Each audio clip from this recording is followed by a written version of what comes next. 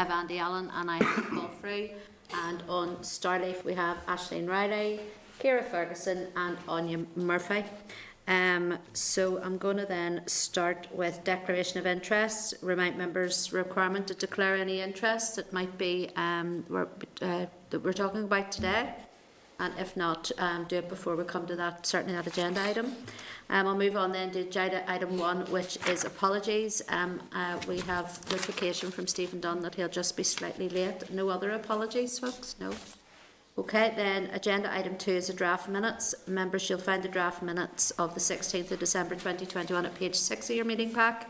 Are members content to agree the minutes as drafted? Agreed. Great, thank you.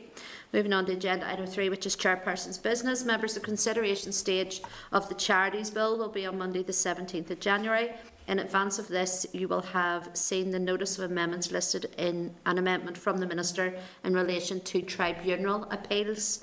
This amendment was one made at the request of the committee, and having sought clarification from the Bill Office, we have confirmed that this amendment only extends to the time frame for appeals to the charity tribunal for those actions covered by the bill due to exceptional circumstances.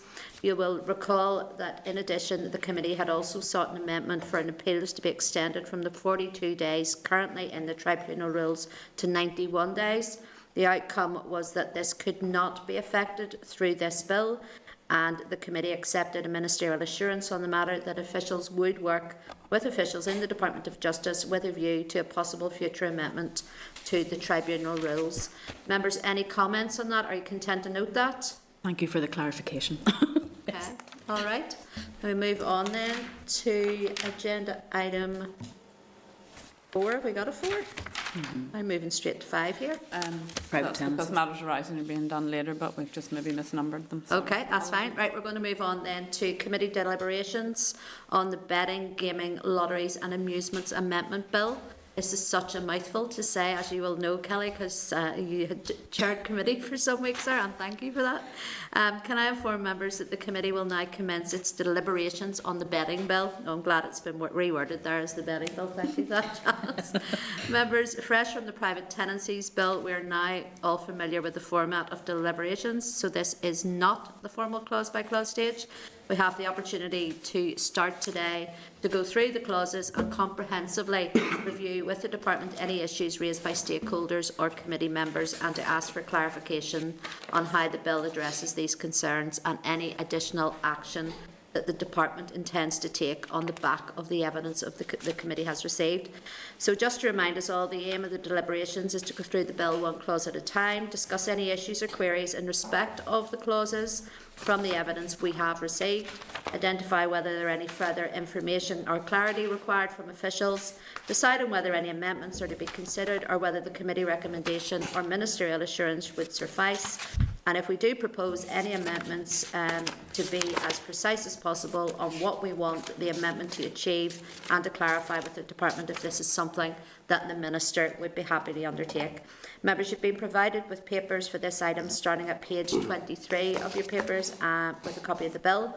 The evidence summary table starts at page 274, and departmental replies to committee queries so far start at page 222. Information on the Gambling with Lives education programme is at page 228. A response from Advice NI following their evidence session is at page 265. And a response from the Institute of Public Health following their evidence session is at page 266. As always, Claire McCanny from the Bill Office is following proceedings and will be available to the committee for a closed session at the end should members wish to discuss options for potential committee amendments. Members, we will devote around 2 hours to deliberations now, and if we have time we will come back to the deliberations at the end of the meeting if we of course don't get it completed in 2 hours. Okay, members, agreed that we proceed in that format? Agreed. Okay, members, the questions or comments should be focused on the specific clause under discussion, and if members are content, then we will make a start and welcome our officials to the meeting. So can I welcome Kieran Mee and Martina Campbell? You're both very welcome today. Thank you. Good, you can hear Thank me. you, Chair. Yep, good stuff. Okay, Yep. Kieran, is it yourself that if you want to start and give us a very brief overview of each clause, and we'll start with clause 1? Yes, okay. Clause 1 is fairly straightforward. It basically says that in this bill, references to the 1985 order mean the Betting, Gaming, Lotteries and Amusements Northern Ireland Order 1985. Okay, I've got myself a bit mixed up here in what I was supposed to do there, but we'll carry on. We'd asked respondents, I'll just have to say this first, we'd asked respondents to comment on the overall policy objectives of the bill, and there was mixed responses in this question. Those that agreed that the bill will meet its policy objectives focus mainly on the need to reform society lotteries. Those that disagreed made comments on a range of issues, such as a shift in policy objectives is needed to address the wider public health impacts of gambling. The bill provides insufficient protection against gambling harms. Gambling legislation is under-regulated compared to the rest of the UK and Europe. Sunday opening will not help the situation. There is a case for tightening advertising protections for children and young people, and the bill does not attempt to deal with the unregulated online market, which accounts for the vast majority of gambling in Northern Ireland. Okay, members, in relation to Clause 1, the majority of respondents had no comments to make. The only substantive comment was that commitment is needed for a progressive programme of legislation reform, including but not limited to this bill, to take account of the current gambling environment and the extent and severity of gambling-related harms in the region. So, members, any comment on Clause 1? No? Okay. Just check. Starleaf, no comments? No? Okay, I'm going to move on to then Clause 2, which is opening of licensed offices on Sunday and Good Friday. Again, Kieran, a brief overview. Yes, Chair. Clause 2 is designed to allow licensed bookmakers' offices to open for the transaction of business on Sundays and Good Fridays, but not on any Christmas Day. This amends Article 31(1) of the 1985 order, which currently prohibits bookmakers from opening on Sundays, Good Fridays and Christmas Day. Okay, thanks, Karen. Members, in relation to Clause 2, the majority of respondents were in favour of the clause. Among the comments of support for it were that the current full-day restrictions on betting shops on Sunday has been fuelling the use of illegal black market activity in gambling. They also said it will reduce the incidence of illegal gambling on Sundays and Good Friday. Great to see alignment with both GP and Republic of Ireland regarding this issue, and it is important to bring these sectors into line with other nearby jurisdictions and other leisure outlets. Comments in opposition included the effect of more people working on Sundays will be deeply damaging to the voluntary associational lives of our communities. Concerns that extended the opening hours of these establishments will lead to an increase in gambling harm. Given the levels of problem gambling in Northern Ireland, it is disappointing that the first substantive clause in the bill permits more opportunity for gambling to take place, and also then that more young people will be able to attend bookmakers during the day, which will inevitably drive up gambling for those under 18. Okay, members, any comments? Kelly? I just wanted to ask officials, could you confirm why only Christmas Day, why Easter Sunday wasn't included as one of the days when betting couldn't happen? Yep.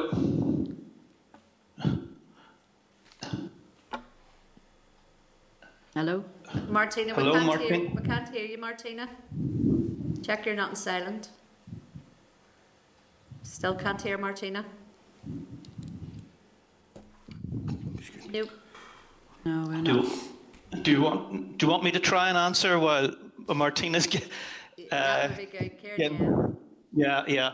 I think that that is just really to do with the fact that there are events go on Easter's Sundays that are often, of interest to bookmakers and so on. So that's really the reason for it. It's not, So that's as I understand. Yep. I'm just thinking about Can you hear me? alignment. Yeah, we can hear you. I'm just thinking about alignment, the liquor licence, and we said it was Easter Sunday and Christmas Day. This one, it's including Easter Sunday, so that's the rationale. It's because there are opportunities to bet then on. Yeah. So I think the point, but is that there are particular days throughout the year that would be seen as separate So I don't know if we could get information, perhaps, I don't know, now put it like that, I don't know what happens on Easter Sunday that people could bet on, so if we could get an idea from the department of what those sports are, or what those items are, then that would be useful. Sean's smiling, football at the back. Yeah. Football, all right, okay, there you go. All right, okay. Martina, do you want to come in if we can hear you?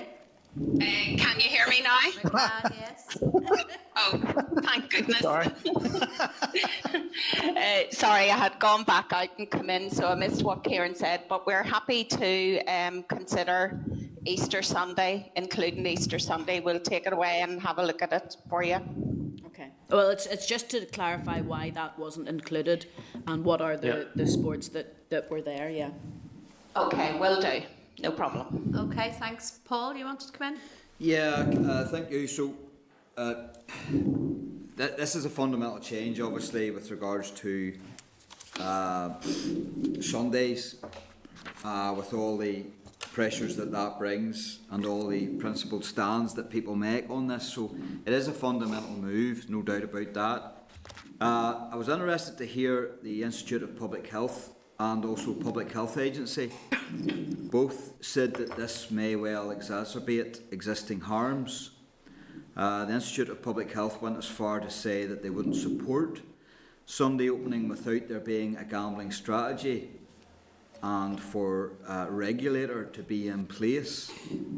So, on the back of Clause 2, what's the Department's views on a gambling strategy and also a regulator, and are you minded to put it into this bill?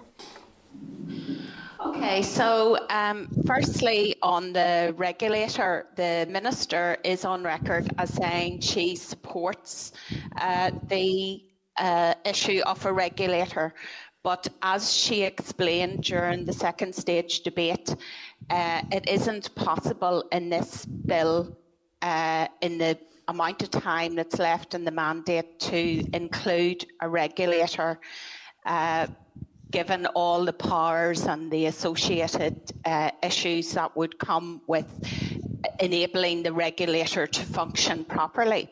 So the regulator is something that will be considered, subject to the views of an incoming executive, of course, in the next mandate. On the issue of the exacerbating a strategy, certainly we are willing to consider a strategy. We have the cross-departmental group established, and we're looking at the minute, the focus is on the recommendations arising out of the APG report, but certainly a strategy is something that would be in the mix in the future. And on the issue of exacerbating gambling harm, I don't necessarily agree with what the Public Health have said, because if you look at other jurisdictions, for example, England, Scotland and Wales, and indeed the Republic, the south of Ireland, they are open on a Sunday, and they also have online, and yet their prevalence rates are lower than here. So, does that answer your question? Yeah. It certainly answered my question. Thank you for that. So if you think that there's a difference between Northern Ireland and the rest of GB, and it's not down to the timings and accessibility, what do you put it down to? Well, it's hard to know. I think there's cultural issues included there, in that we traditionally have a big interest in, particularly in horse racing, etc. But I think that would be something that we would need further research to delve into, whether the whys and wherefores of why prevalence rates are higher here. Yeah, and Paul, I welcome that research. Yep, go on ahead. Paul, could I just add that on this issue, we've also are seeking to try and have some mitigations in terms of this through the Code of Practice, for example, which you may have just received, which will have specific customer care provisions and requirements on bookmakers to take some responsibility for customers in terms of identifying potential problem gamblers and so on. So there are mitigations we're trying to bring in at the same time as this. So it's not standalone, so to speak.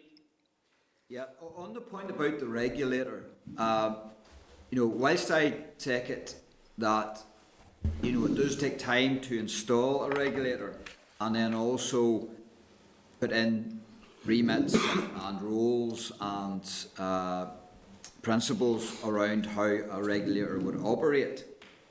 If the Minister's minded to bring forward regulator, and if the Department are convinced it is the right thing to do, why would you not at least then put an enabling clause within this bill?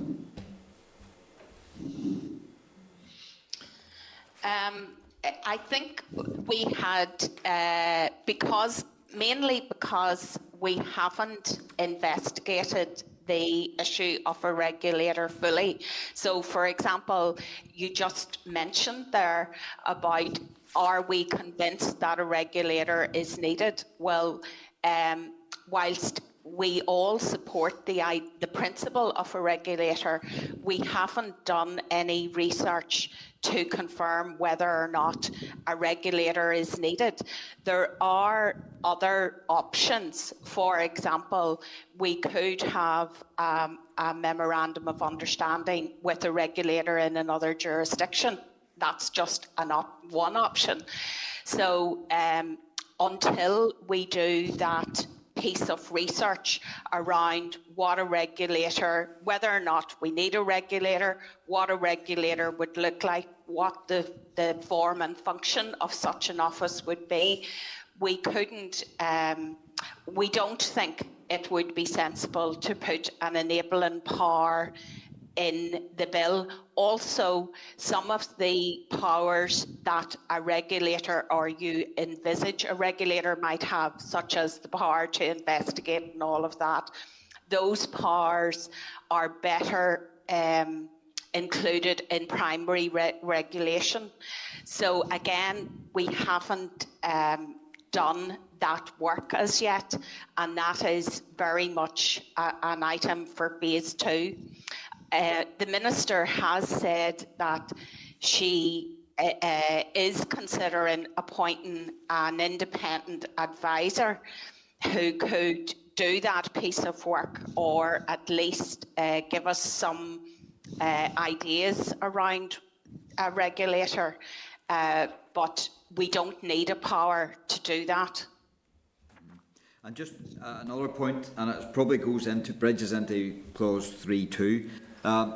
There is a concern with regards to people who work in bookie shops, that they work unusual hours, if nothing else. Yeah. So they usually start about 10 or 11 and they wouldn't finish to 6 or 7.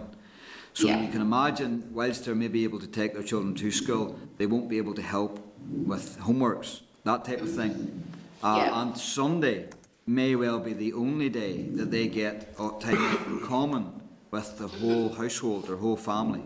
So are we convinced, and maybe it's not your pigeon, it's not your responsibility as a department, but are you convinced that the current laws to protect workers' rights around time off in common are sufficient to ensure that there's not a detrimental impact on workers of bookies in this regard?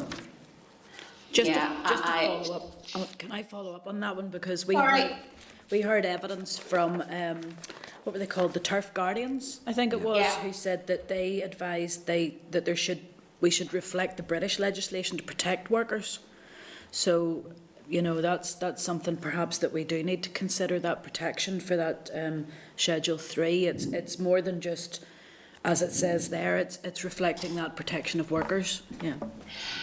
So thanks. Yes, we have included we have extended employment protections to workers, so they can opt not to work on Sunday if that's against their religious or for family reasons. You're quite right, and you're also right, Paul, when you say that it's not employment rights are not our responsibility, they're Department for Economy, but the Minister had consulted with Minister Dodds before when we were drafting the bill around seeking her agreement to extend the employment rights. So, for example, workers at racetracks, on-course workers currently have that option to work on Sundays. So the other thing, I mean, you mentioned about the unsocial hours. There are other issues around the working time, maximum hours that people are allowed to work and all of that. So we do think that there are sufficient protections, and the clause that we have included where we extend the employment protections, we think that is sufficient to allow people to continue to have Sundays off. And I think when the Turf Guardians were in, they also mentioned the fact that they employ a lot of part-time people. So, I mean, they can work their shift patterns around. They didn't see that as an issue, workers wanting Sunday off, that they would have sufficient people there to plug that gap, so to speak. Okay, any other members want to make comment on clause 2? We've straight into clause 3 here, but if we can keep on clause 2, anybody else? No, okay, then we're going to move on to clause 3, which is Sunday working in licensed offices. Kieran, I know we strayed into that there, but if you want to just give a very brief.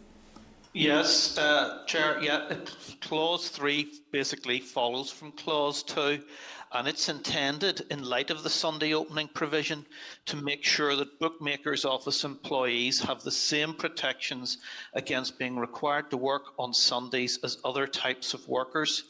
And that's achieved by amending the definition for betting worker in Schedule 8A of the 1985 order. That schedule deals with Sunday working. Clause 3 also inserts an additional provision into Article 53B of the 1985 order, which deals directly with Sunday observance law. Under Article 53B, Sunday observance law doesn't apply to track workers. It now won't apply to betting shop workers either. Okay, thanks for that, Kieran. Okay, members, in relation to clause 3, a majority of respondents were in favour of the clause. Among the comments in support were that rights should be respected in line with any other day of the week. It welcome for protection of rights for those who, for religious reasons or otherwise, do not wish to work on Sundays, and it will effectively give the same Sunday working rights to employees of a bookmaker. Comments in opposition to the clause included classification of bookmakers' working premises as offices is disingenuous. They are trading premises where the public hand over a large amount of money for the experience of mostly losing it. And given the levels of problem gambling in Northern Ireland, it is disappointing that the bill permits more opportunity for gambling to take place. Members, any other comments they want to make on clause 3? Go ahead, Kelly. Could I just seek clarification then? Are we saying that between the two departments, between communities and economy, that economy will have to change some sort of legislation to ensure the protection for Sunday workers, to bring these betting workers into consideration, or is that already, is there enough sorted out with what we're doing here, or what you guys are doing here? Okay. Yeah. Kelly, our understanding is that those parts of the bill and the 1985 order are at one with existing employment legislation and employment policy, which obviously, as Paul says, isn't our bailiwick, but we have liaised with both economy and ourselves over this particular issue. I think we find that with the licensing bill as well, that there were protections in place for Sunday working, so. Yeah. Any other comments on clause 3, members? Anybody in Starley? No? Okay. We're going to move then on to clause 4, which is pool betting. Again, Kieran, a brief overview on clause 4. Right. Clause 4 amends the current restriction in the 1985 order, which only allows registered pool promoters to carry on a pool betting business at licensed tracks. Clause 4 now allows bookmakers' offices to run their own pool bets from their own premises. This is subject to certain conditions which are set out in paragraph 3b of clause 4. Okay, thank you for that.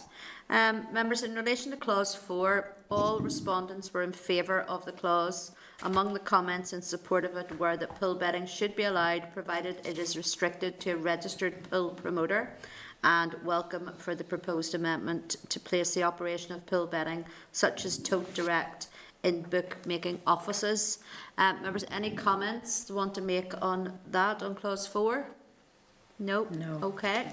We'll move on then to clause 5, persons who may participate in bingo at a bingo club.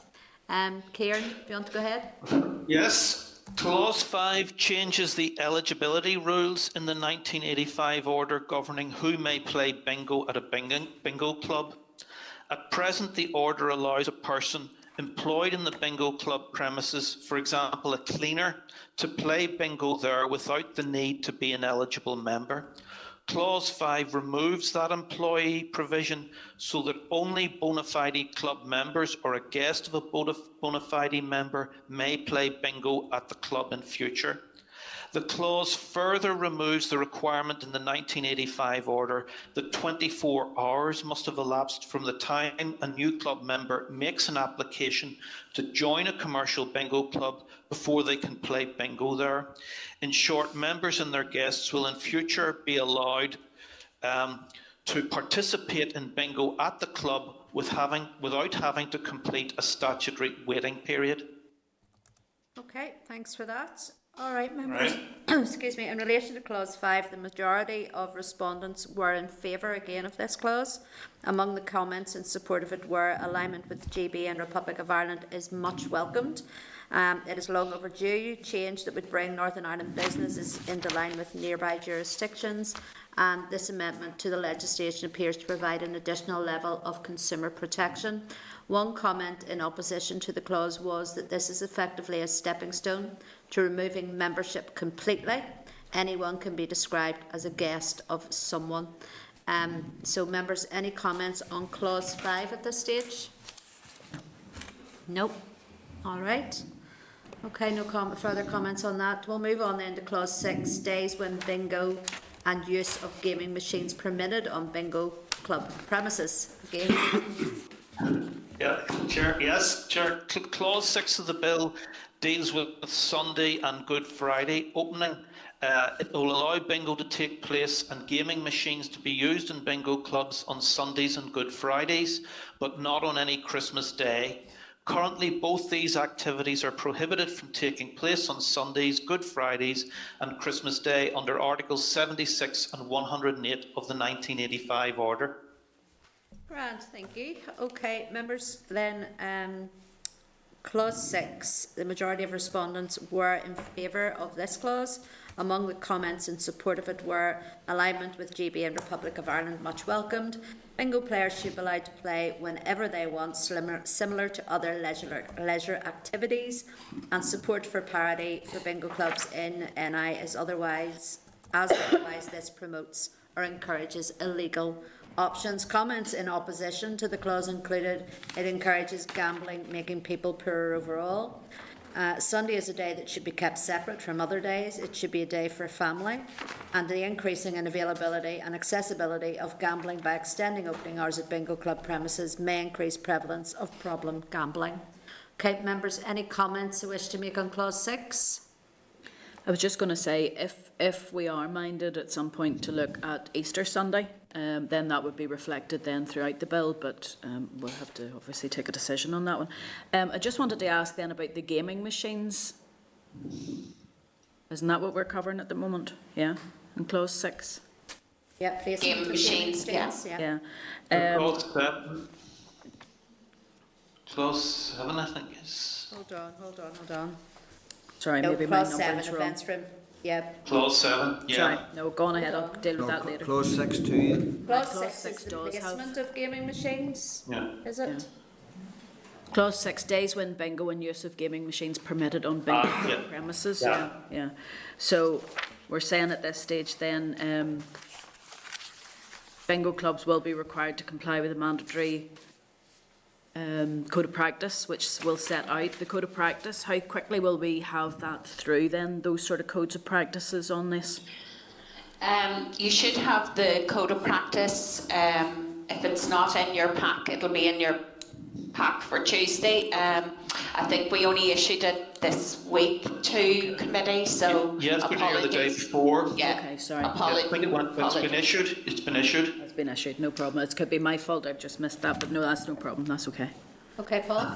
Yeah, so given your point about bookmakers being open on a Sunday because of a sporting calendar, I didn't realise that Easter Sunday was such a big bingo day.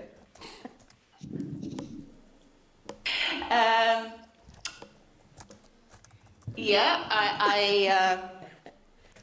I take that point. I think what we have done with the just keeping the restriction on Christmas Day is, as I said earlier, to bring us into alignment with other jurisdictions. But as I've said, we will look at whether or not we include a restriction on Easter Sunday. That's if that's what the committee wants. I think we wouldn't. If I could progress that point further then. Okay. So we understand that anybody can bet on their phone. Yeah. And they can bet on golf, on football, on anything else GA that plays on a Sunday. Mm-hmm. And they can do that on the phone, and that's why then, you know, opening a bookmakers on a Sunday, whilst it's increasing the accessibility, you can understand there's a logic as to why are you closing bookmakers when you can use your phone. But if you can play bingo every night of the week currently, then and there's no big international tournament of bingo held over any weekends that people can view and gamble on. But bingo is a different psyche, it's a different form of gambling from gambling on a sporting event. Why are we aligning anything? Because bingo halls is completely and utterly different from booking shops. Yeah, well, I think as well, bingo is online. Bingo is becoming very popular, and obviously you can play it 24 hours a day. So I think it's about, as much as aligning with other jurisdictions, it's also about trying to make sure that there's an even playing field in terms of access. So like the betting on all of the sporting events, you can bet on your phone 24/7. Equally, you can play bingo 24/7. So it's about trying to make sure that any disadvantage there is eroded. Paul, I think also a lot of the policy intent that we had in our minds in terms of this Sunday opening was to align also with things like amusement arcades and so on, which open on Sundays, and you can bet there as well. So to us, it was a discrepancy in the law, and that's the policy intent. But again, we happy to hear what members' views are. Okay, thank you. Thank you for that. Okay, just before I bring in Mark Durkin, just a point, members, you'll find the draft code of practice in your table papers. So you will. So can we bring Mark in? Apologies. Go ahead, Mark. Thanks, Chair. The officials kind of beat me to it. I wasn't coming on to answer Paul's point, but I was going to make the point around the online bingo and the amusement arcades that are able to open on a Sunday. In terms of Easter Sunday, it might be a big day for bingo. It depends how many people go off bingo for Lent, I suppose.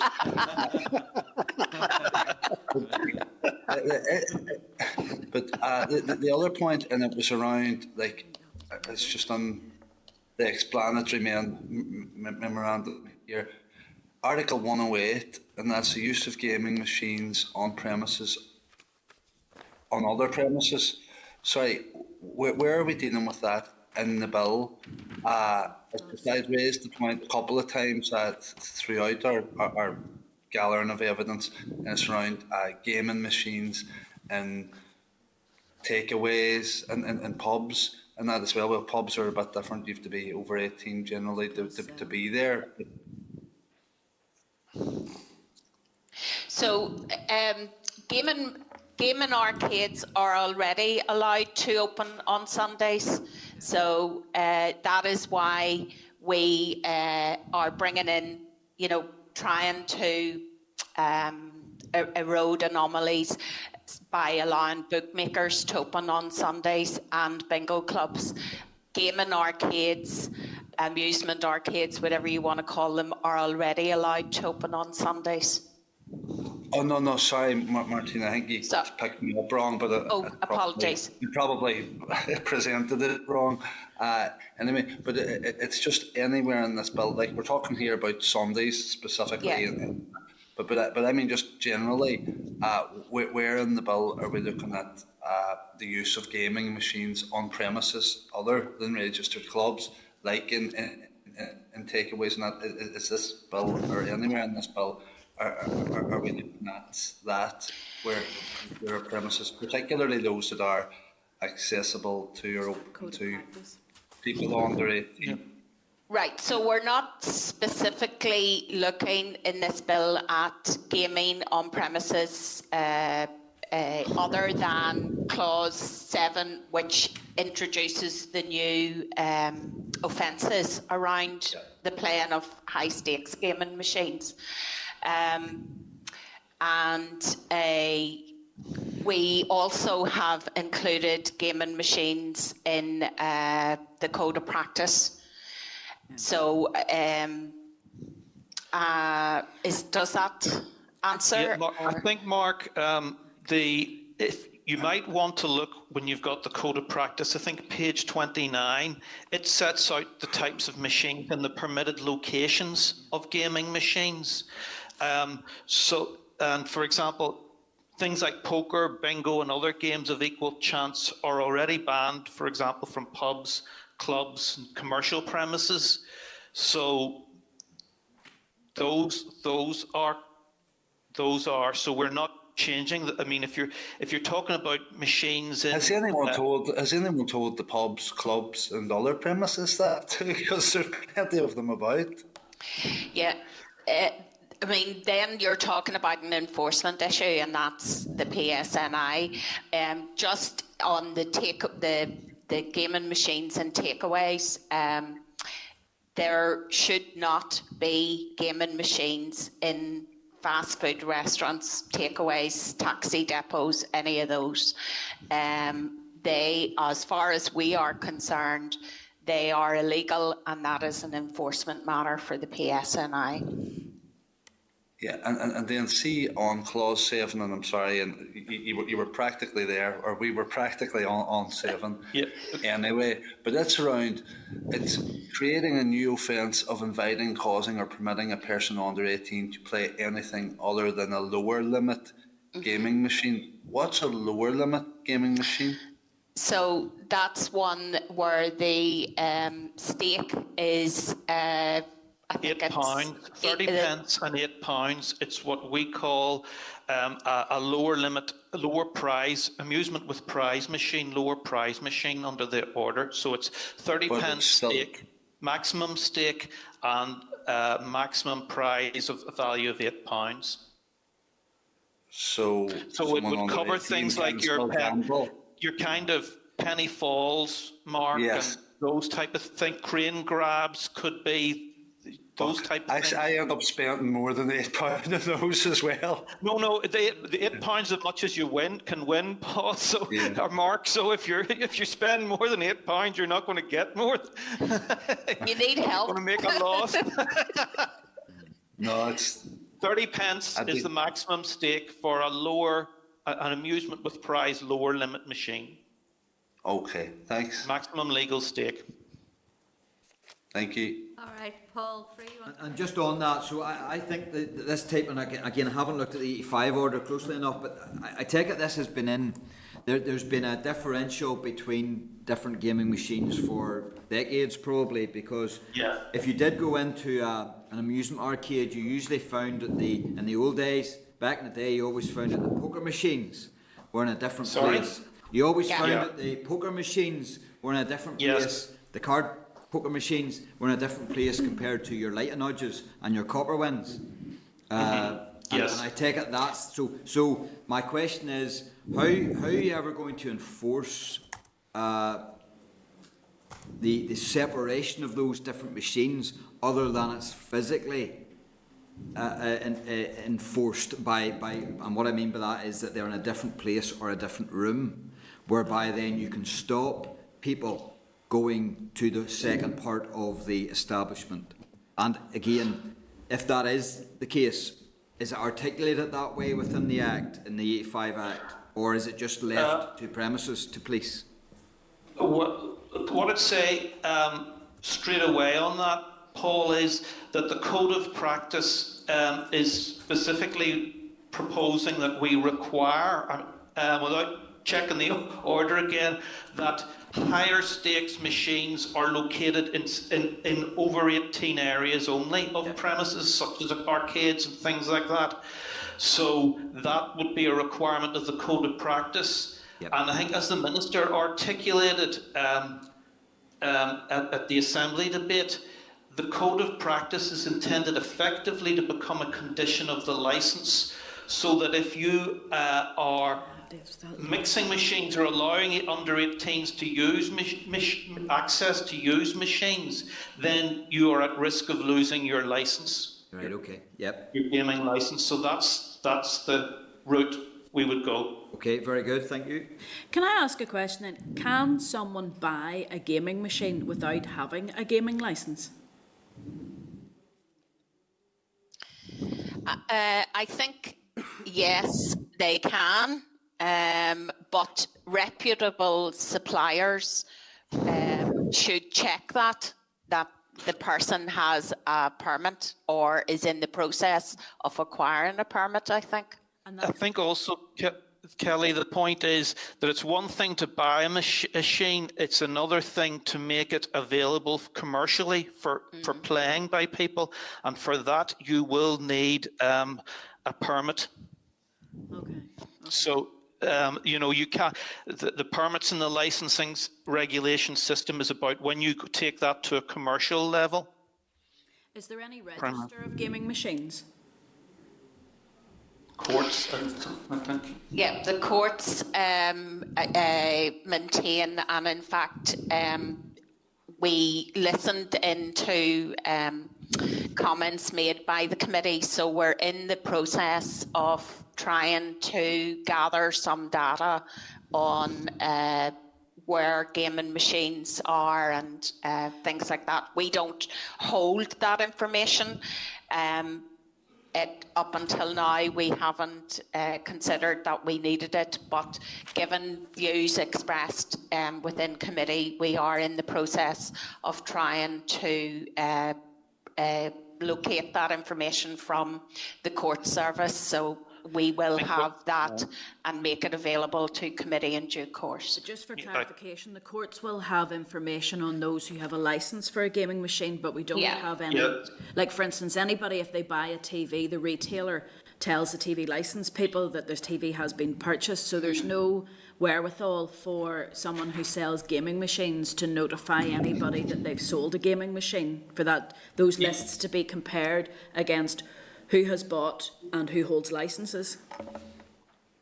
Not that I'm aware of, no, but we'll check that and come back to you. Have to check that.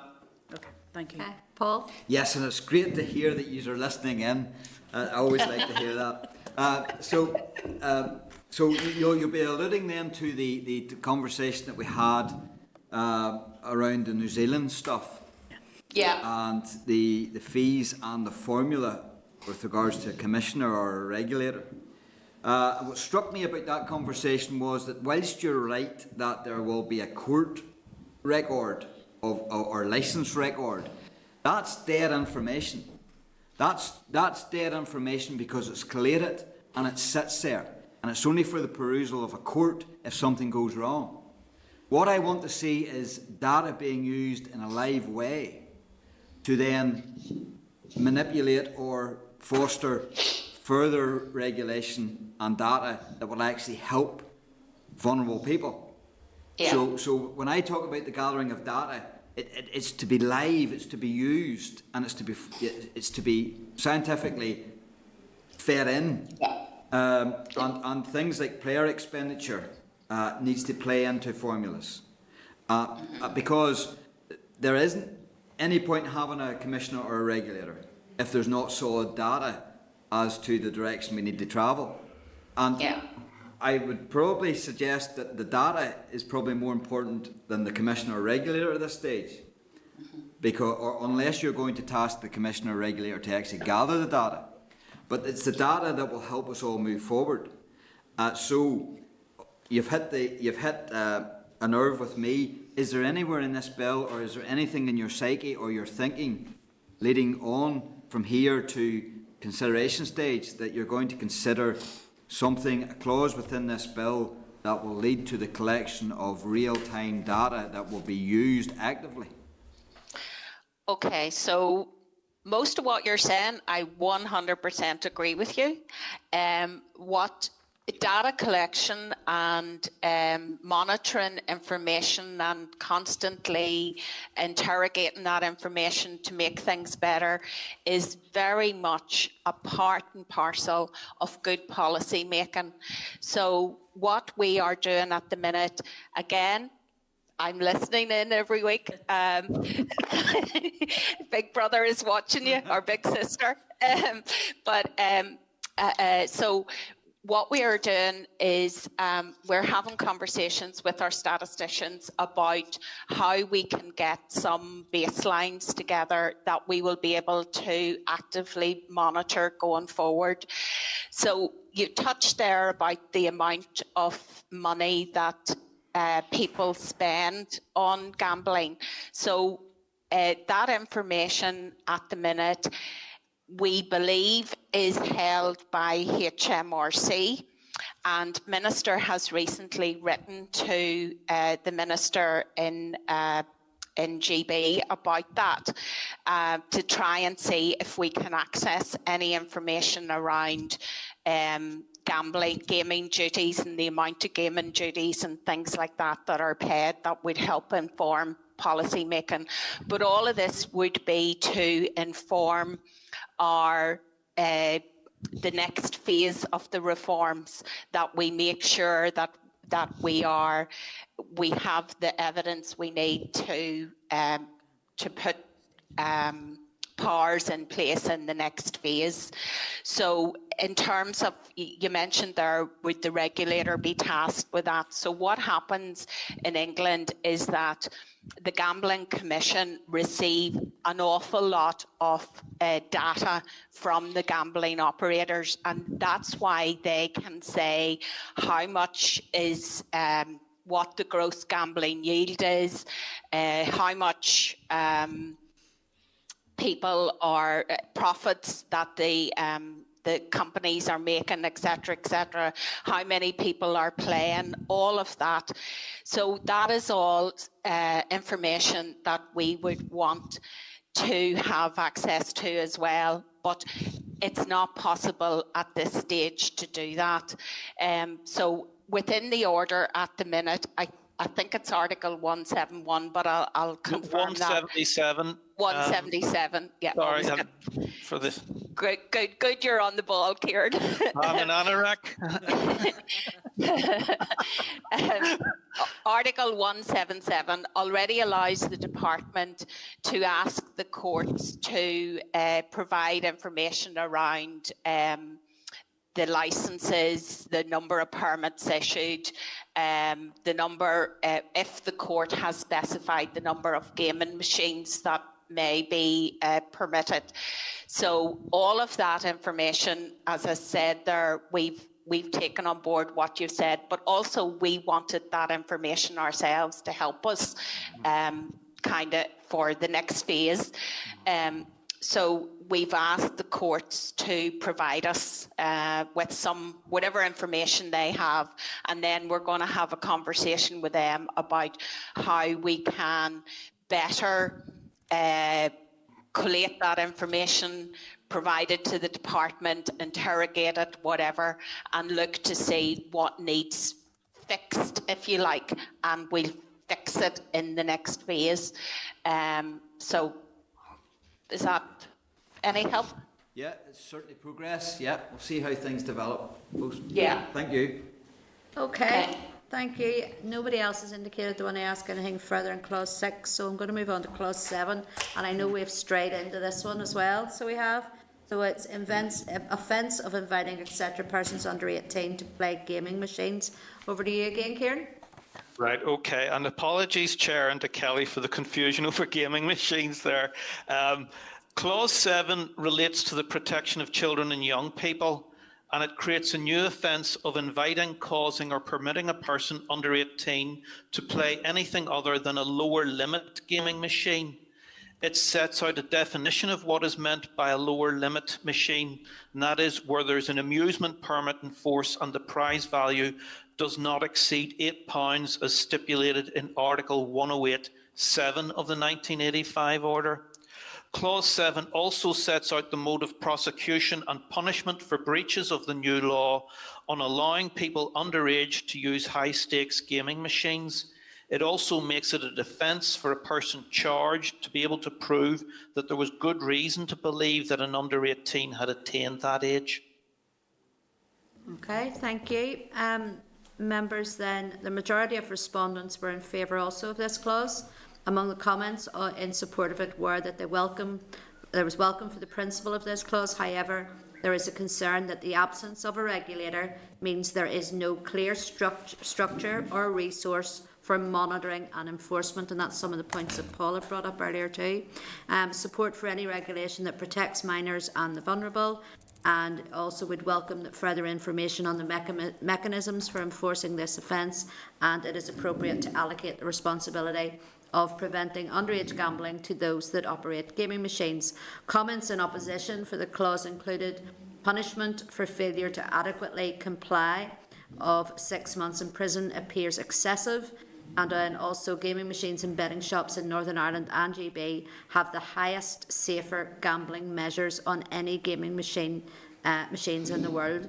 Again, members, any comments on that? Can I just ask, you know, whenever we would see them in our, you know, in the foyer in the supermarket or stuff where you have those claw machines, occasionally there'll be a £10 note or a £20 note wrapped around a teddy bear or a watch or whatever it might be. What way does that fall into that then?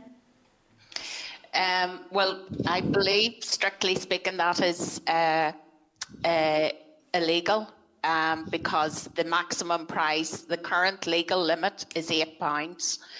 So, and we have no plans to change that. We have been having some discussions with NIACTA, who I think appeared before committee, so around removing those what we would class as high value prizes in crane grabs. So we're probably going to deal with that on a voluntary basis for now, I think. Okay, no, thanks for that. Okay, members, anything you want to ask then further around clause 7, Kelly? I was just going to say, I know it says in the code of conduct where the notices on these have to be placed. Why don't we have a notice on the machine? Because the machine could be in a supermarket and in a shopping centre. So, in the main corridors of a shopping centre. So if you have something on the door outside and something inside, nobody's going to see it. Surely there would need to be something in the Code of Practice that states that the notice should be on the machine itself. Well, I think for machines where they're for over 18s, the notice would be on the machine, I think. But those crane grabs, under 18s are allowed to play them. So, Kieran, do you want to add anything on that? Well, just if it's a point about something that's missing in the Code of Practice, we're happy to take that on board. Yeah, of course. I'm trying to leaf through the Code of Practice at the same time there. So Page 12. Yeah, page 12. Right. Thank you, Kelly. I'm just looking there because Page it says, 12. Yeah, it says the minimum physical size for these notices should be A5, font size 12. So we are being quite specific on that. But I'm just wondering if there's something there that we should require anyone who's using those machines. Because if it's blatantly obvious and it's a sticker on the machine, then if they're going into that machine and putting a tenner around a teddy, then there is no justification. They can't know that they didn't know about it. Yeah, fair enough. We'll have a wee think about that and come back to you formally on that, Kelly. Yeah, thanks. Okay, anything else on clause 7? Any member wants to comment or ask? No? Okay. Then we'll move on to clause 8, arrangements not requiring persons to pay to participate. Kieran, back over to you again. Clause 8 removes free-to-enter prize competitions from the definition of a lottery in Article 131 of the 1985 order. Clause 8 also sets out what does and does not constitute a requirement to pay in order to be deemed a lottery. Okay, thank you. Members, in relation to clause 8, the majority of respondents were in favour also of this clause. Among the comments in support of it were that this provision was removed from law in GB by the 2005 Gambling Act, and there was support for its removal in Northern Ireland as well. And it would seem logical to remove this from the definition of a lottery, and this is logical provided no purchase is necessary. Comments in opposition to the clause included that the bill is designed to provide clarity in relation to skills, contests and free prize draws. The proposed changes fundamentally change the scope of free prize draws. Also, there are an increasing number of operators who are abusing the current legal framework in the UK as a way of creating quasi-gambling products, and also, these types of products are often competing directly against regulated lotteries and tarnishing the image of the whole gambling industry. Members, any comments on clause 8? Paul? Yeah, so I'm going to talk about my niche interest now. I raised it at the Assembly debate, and this is driven by constituents. There is an anomaly at the minute, and I think it's connected to clause 8 and clause 11. And I know that you've written to us over this point on the 17th of December. I'm still trying to get my head around it, but it seems to affect Article 168 and Article 131 and 132 of the old order. It's whereby a constituent here in Northern Ireland is paying into a bank account or building society. We'll call them banks for now.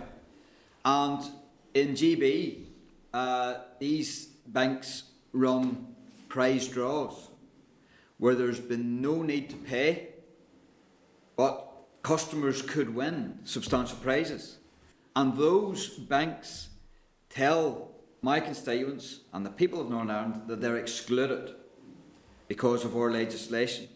Now, I'm still trying to get my head around it, and it's still primitive thinking, Kieran, but I'm trying to make sure that this bill, whether it be clause 8 or clause 11, and they might contradict each other, by the way, I'm still trying to work this out, whereby this bill will release those companies from any danger or risk, and that they would be able to afford the same rights for customers in Ballymena as they do in Bristol, with regards being able to enter a prize draw by the very nature that they are part of that banking setup and they pay money into that bank.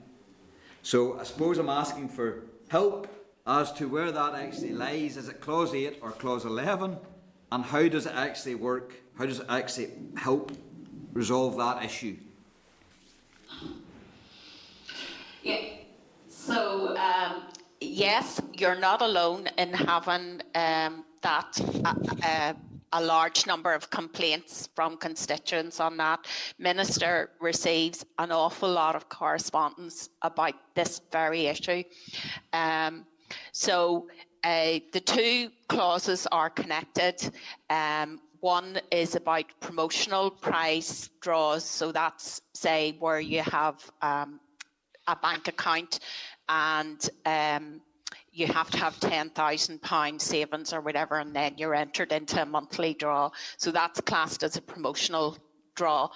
And the other clause is about prize competitions like the Daily Mail crossword, for example, which is another issue that we get an awful lot of correspondence about. So what we're attempting to do is to make it clear that those type of competitions are not illegal. Now, I can't give you a guarantee that this bill will change Halifax's and there are other banks that do it, but Halifax is one of the main ones that we get correspondence on. That would be entirely a commercial decision for Halifax. But what we, as far as we are concerned, what we are doing is removing any impediment, perceived or otherwise, and making it clear that those draws are not illegal. Yep. After that, it's over to them to...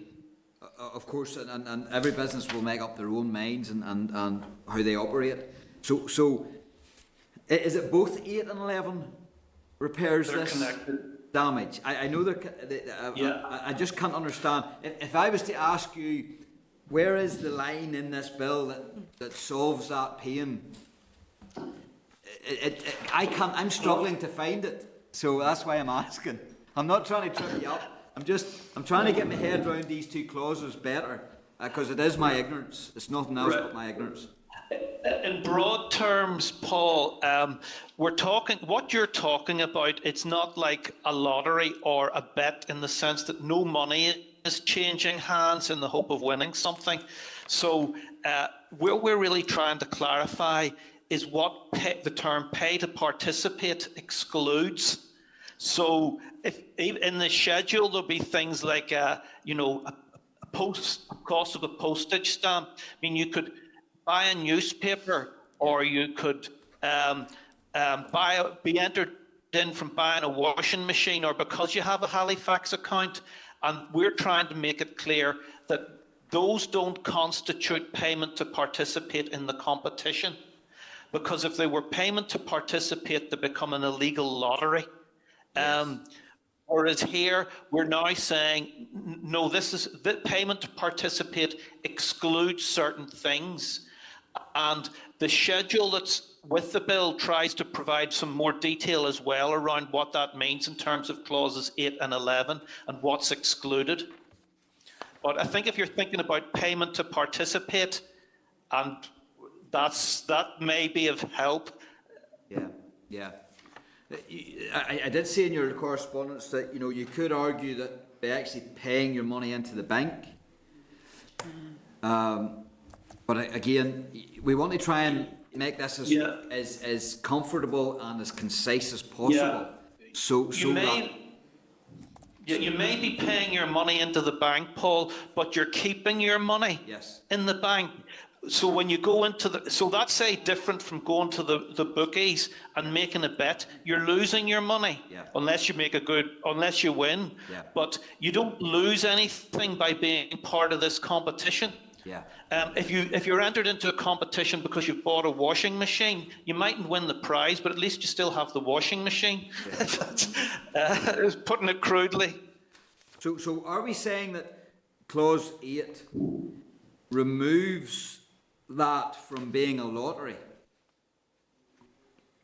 and then we'll talk about 11 when we get there.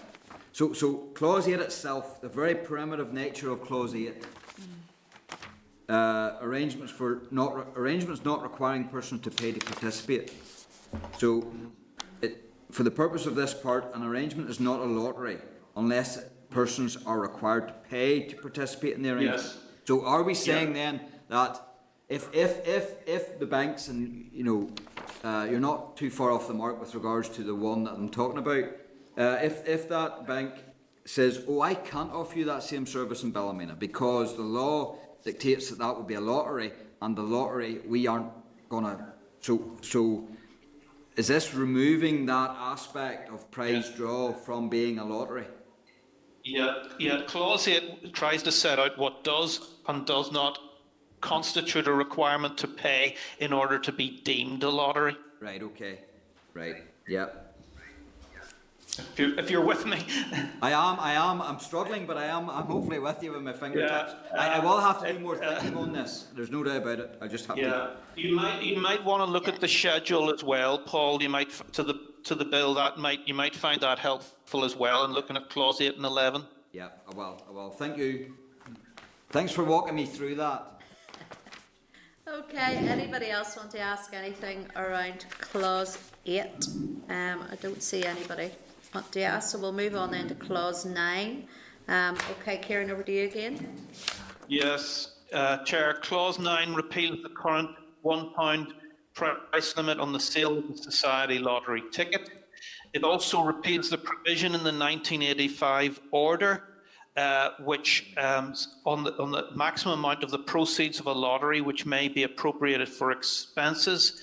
That's currently set at 20% where the proceeds do not exceed £10,000 and 15% where they do exceed £10,000. And Clause 9 replaces this with an across-the-board maximum 20% in all cases, excluding prizes and irrespective of the proceeds amount. Okay, thank you. Members, in relation to Clause 9, the majority of respondents were in favour again of this clause. Among the comments in support of it were that charities and fundraisers should be allowed the freedom to set the price on their lottery tickets, which boosts their fundraising capacity. The current rules for society lotteries are completely outdated and limiting the fundraising capacity of many of our sports clubs, and that charities should be able to set lottery ticket prices at a level they judge creates the best a compelling and engaging fundraising ask for their supporters and the public.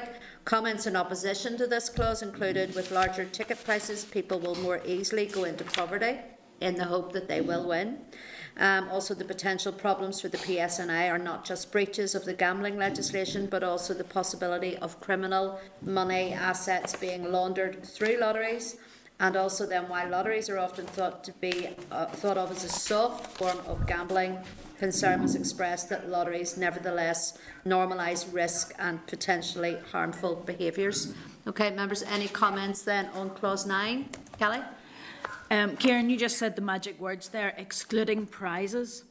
Why is that not on the face of the bill? Because that's one of the ones, where 9, I'm trying to think how you say this, 9BB, 20% of the whole proceeds of the lottery. Should that not be 20% of the proceeds of the lottery, excluding cost of... I think we'll have to look at the order at the same time against that. 14. I'm just thinking to make it clear that it does. So, as we wrote to yourselves, there are these these ones are online, but it's a good example, where somebody's offering a house. If that house is, as you say, is exempt, it's outside of the expenses of that lottery, then then that makes it clearer. It's just when I read Clause 9 originally, I was sort of going, oh my goodness, then what happens if those organisations that offer a car, that would be part of their expenses, whether it's in kind. But if we're saying that doesn't include the cost of the prizes, then I think we do need to put that into the bill there, under that 9BB. Yeah. So if I could just come in there, If you look at the order, the article that clause 9 is amending, it specifies that the maximum prize is £25,000.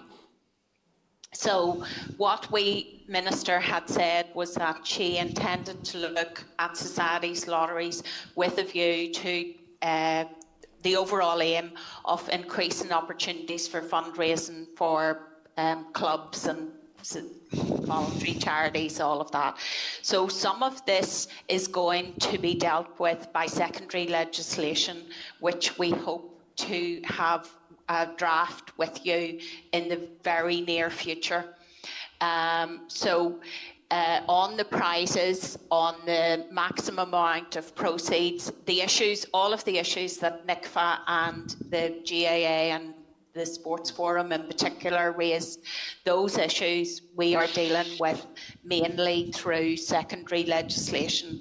And the reason why we're going to do it by secondary legislation is that it's much easier and quicker to change. So, for example, the prize limit of 25,000 back in 85 or whatever was pretty big. It was practically the price of a small house in those days.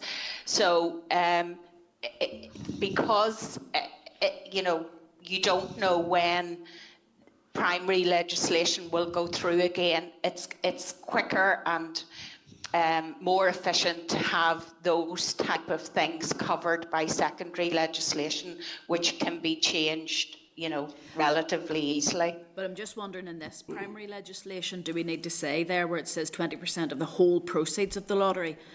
Because it says whole proceeds of the lottery, not... You can't say net proceeds of the lottery because that's a different meaning, but you know what I mean, deducting the cost of the prize. And then we leave all of what you've just talked about into the secondary legislation. But I'm just wondering, where it says there 20% of the whole proceeds of the lottery seems to be the whole proceeds as opposed to, deduct off the cost of your prize first. But if you look at Article 137 of the order, which this is changing, Article 137.14 is the amount of the proceeds of the lottery exclusive of prizes shall not exceed whichever is, the lesser of the 20%, whatever it is. But it also deals with the amount of the maximum amount that can be calculated as proceeds. So it is there in the original order, I think. But we'll look at it again. That's not a problem. We'll look at it again and we'll see if we can. Maybe we didn't explain it properly in our response, and we'll certainly have a look at that for you. Thank you. Okay, Paul. Yeah, so in my understanding, clause 9 actually does a lot of powerful work with regards to the old Article 137, but I'm still confused as to does it do enough work? So when you look at the old Article 137, and you're quite right when you paraphrase 14 there, the amount of the proceeds of the lottery appropriate on account of expenses exclusive of prizes should not exceed whichever the less of. But you then appeal Part B of that old order, which relates to paragraph 15, which is repealed. So you're removing 15 completely. You're removing Part B. Yeah. So that only leaves paragraph 14 saying the amount of the proceeds of a lottery appropriated on account of expenses exclusive of prizes shall not exceed whichever is the less of, which is the expenses actually incurred. Yeah. So and then also you're still keeping in Article 137 those figures of 25,000 or 10%. Yes. But in terms of prizes, Yes. But we're going to change that by secondary legislation for the reasons I explained there to Kelly. But also the 20% for expenses. Don't forget that the whole purpose of society lotteries is about raising money for good causes. So, and also, as I think Elliot was alluded to, these lotteries with £1 million houses and all of that, where there is a commercial element. So this is about trying to keep controls that and make sure that the maximum amount of fundraising goes to the charitable, to the good cause, rather than to prize expenses. And expenses, you know, might be people's wages if you're talking about those kind of, some of those prize draws, like Omaze is a commercial, as far as I know, a commercial enterprise, which obviously wouldn't satisfy the terms of the society lottery. So why then, so given what you've said, and there's still dangers with all this, even though we know the nature of these is to raise funds for community projects and everything else, which is a very good thing. But why then are you repealing the limit completely instead of amending the limit? Of course, £1 is just not adequate nowadays. Of course, it's not. But you're completely removing Part 5 of the old order, which is no ticket or chance in a lottery should be sold at the price exceeding £1. Yeah. But you're not putting a new limit on that now. Is that because the safeguards and the percentages in the next part of the new 9 takes that danger away? Is that what your views are? And if that is the case, would it not have just been better setting a new limit and future-proofing it with regards to inflation? I think you're right there. I think you've made a good point, and we have been looking at that as the evidence has been heard. So I think we would be, Minister would be willing to consider in certain a new limit there. Yeah. We found it, and I think you possibly found in your own sessions, Paul, that we found the sector was quite divided in its opinion as to whether there should be a limit or not a limit set there. I think maybe the more I listen and what you're saying as well, that the more we think we have to look at this again. Yeah.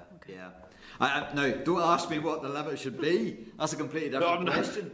That's our job. Yes, but that's just something that has always concerned me about this clause, because new clause 9 does a lot of hefty lifting. It really does. It does. It has a massive impact and change. We just need to make sure we get it right. That's all. Yeah. No, you're absolutely right there. I mean, I think some of the people who gave evidence cited that in England there's no ticket price limit and about the value of prizes, etc. But England has a very complicated licensing structure around society lotteries, and some of the licenses are in the region of £4,500 up. So we are trying to keep this relatively simple as far as we can, and within the current regulatory framework that we have. That's not to say that in phase 2 we might look at this differently and have different categories and different licensing structure and all of that. But for now, what we've got is a relatively simple process which costs, I think it's something around £17 for the permission from the council. And then the rest is, most of the proceeds then can be used for the good cause.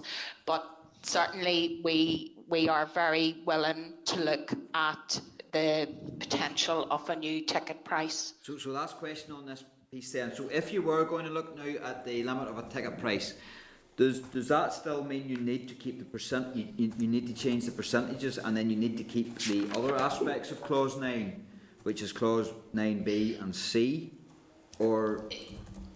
Well, we think that the proceeds, the 20% proceeds, we think that's okay. Yeah. And we base that on the evidence that we got to the consultation and just general discussions with what NICFA had said. So we were trying to kind of strike a balance with that in given sort of we couldn't obviously move to the position. Some people want us to have the same kind of position as England, but we don't feel we can do that because of the measures that we have in around licensing society lotteries. Okay. Thank you very much for your time on this. Okay. All right. Okay, thank you. Can I bring in Mark, please? Thanks, Chair. I think Martina almost clarified or answered what I was going to ask here before I asked it, and it was around the licensing end of things. But in terms of societies and charities and those that run this, what do they have to be a registered charity, or how do they have to be registered here to run a lottery of any sort? Yeah, they have to be registered. There's rules set out in, I think Basically it's in through the council. the charity registers with the council and gets a certificate to run the lottery, and then they have to make returns to the council on, all of the things, the expenses, so there's some measure of control around that. In terms of who they do qualifies, have to be a charity. The order does set out who constitutes a society, what constitutes a society, isn't it? Is it Article 131, Kieran? Do you know off the top of your head? And if it was done regionally across the north or even across the island, where do the returns go if it's cross council areas? Well, they're generally registered in the council area where the headquarters, I think, is, or whoever is. There'll be a promoter. There are rules around what should be on the ticket, the promoter and all of that. So it'll be where the promoter is based, that the council area they're based. And it doesn't mean, Mark, that they can't. That if they're running, if the society lottery is based in a particular council area, it doesn't mean that the money for the good cause can't go to people in another council area. Doesn't restrict it that way. You say. In other words, sometimes it might just be a cause. And then I was going to ask, are there any particular rules or regulations around political parties running lotteries? I'll have to come back to you on that one. Have you on the declare, Mark Durgan?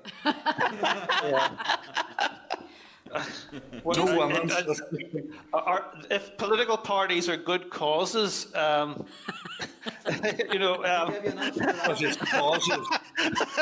say no more than that, but. No, well, if it gets back. I mean, it's essentially it is about, at the end of the day, raising money for good causes, cancer or whatever it might be. That's what the society lottery does, and it has a base somewhere here, but it must register with the council in which area in which it operates from. Okay, thank you, Kieran. Thanks, Martina. Yeah. Thank you. Thanks, Mark. Kelly, you want to come back in? Just on this point, we're obviously working on the charity legislation that's coming through at the moment, and there is a potential for organisations under a certain turnover limit to not have to be charities. So I'm thinking about money laundering. If you have a few people who go around the doors and they're collecting, to raise some money for what looks like a good cause, but they don't have to actually be registered as a charity. Are they illegal or legal under this legislation? Now, they may well, is there any regulations? I can't see it, just, I was looking at that 131, I can't see it at the minute, just what it stipulates exactly what a society is, because if we're saying under the new charities law, that there's some organisations that don't have to be officially registered as a charity. You know, I know that we're sort of thinking maybe they should still be registered somewhere so the council could have that protection, but if that doesn't change, and under a certain threshold, then they don't have to be registered, then you could have anybody going round the doors collecting money for an alleged good cause. And I'm just wondering how we can protect ourselves on that one. Yeah, we'll take that one away, Kelly, and have a look at it and have a look at the, I think it's set out in regulations, but I just can't think off the top of my head at the moment, so I will come back to you on that one. Sorry about that. There is, in the interpretation, a society's lottery means a lottery promoted on behalf of, this is in the 1985 order, means a lottery promoted on behalf of a society which is established and conducted wholly or mainly for one or more of the following purposes: charitable purposes, participation in or support of athletic, sports or games or cultural activities, and purposes which are not described but are neither purposes of private gain nor purposes of any commercial undertaking. But as I say, Kelly, we can look at that again. Yeah, so for instance, the family of little Jane, who needs a heart operation, and they're running a lottery with a prize to it in order to raise funds. How does that fit in? Yeah. Just, it's one of those ones that there may well be bona fide good causes that the public want to run that are not necessarily, but it is a good cause. So it's how will our councils be able to decide upon that before they issue a licence, and how can we make sure that money laundering then can't take place? Yeah. Okay. All right. Anybody, anything further on, I've forgotten where we are, clause 9? Yeah. Nope. Okay. Are we? Yeah, we are. Clause 9. We're still on clause 9. Rules and society lotteries. All right, we'll move on then to clause 10, qualification by age, residence or corporate status for licences, certificates and permits. Kieran? Yes, Chair. Clause 10 amends the existing age, residency and incorporation requirements for receipt of bookmakers and bingo club licences, gaming machines certificates and permits and lottery certificates. In essence, Clause 10 reduces the age limit for receipt of these type of licences from 21 to 18. It removes the requirement as well for recipients of such licences, permits and certificates to be resident here. And Clause 10 further allows certain corporate bodies to hold licenses and certificates and to be granted amusement and pleasure permits. Currently, they are prevented from doing so under a range of different articles within the 1985 order, which are cited in the bill. Okay, thank you. Members, then just remind yourselves in relation to clause 10, the majority of respondents were in favour of the clause. Among the comments in support of it were that 18 years of age seems to be reasonable. Also, it seems appropriate to make this change as it is in line with other parts of the law, and the proposed requirements would bring it in line with the rest of the United Kingdom. Comments in opposition to the clause included those taking part in organising such activities should be older than 18, as people are still very impressionable at such an age, and the reduction in the age of licence holders seems a regressive measure given the need to protect young people from gambling harms. Okay, members, any comments then on clause 10? No comments. Then we'll move on then to clause 11, which is prize competitions not requiring persons to pay to contribute. Then again, Kieran, over to you. Yes, clause 11 amends Article 168 of the 1985 order. Article 168 presently prohibits the conduct of certain newspaper and other prize competitions here. The clause, in short, seeks to remove free-to-enter competitions from the Article 168 prohibition. that is competitions associated with the purchase of a product or a service. Okay, thank you. Members, in relation to clause 11, again, the majority of respondents were in favour of this clause. Among the comments in support of it were that a free route of entry should be equal in access to a paid route of entry, and while free price draws should be something which would be used by commercial organisations, they may also be of interest to some sporting clubs in Northern Ireland. Comments in opposition include participation in a lottery encourages gambling, regardless of the amount of money required to participate, and the offer of free bets is very alluring for people. It can lead to people developing a gambling disorder, therefore they need to be regulated, restricted and banned. So any comments then on clause 11, folks? Kelly? I was going to say, I was just going to ask this question. I wrote it down at the time we were taking evidence. Does this apply to charities? And if not, can we get guidance from the department? The other thing I just wanted to bring up is, you see these newspaper draws and things like that. There's a different aspect to this other than just, you know, getting money raised or anything like that. We now have the issues where people are mining data. So it's the collection of data. So someone, you know, joins by providing their email address. So while they're not paying to participate, they're actually providing other valuable resources to those organisations, which is their data or contact points. And I'm just wondering, is there any consideration in this about how that's managed? How do we protect people? You know, because they're, as you know, everybody knows these days, as soon as you hand over your email or a contact detail to anybody, you're tortured, because they could be selling on that information to an advertiser or somebody else. So are we covered enough under what we're doing under 11?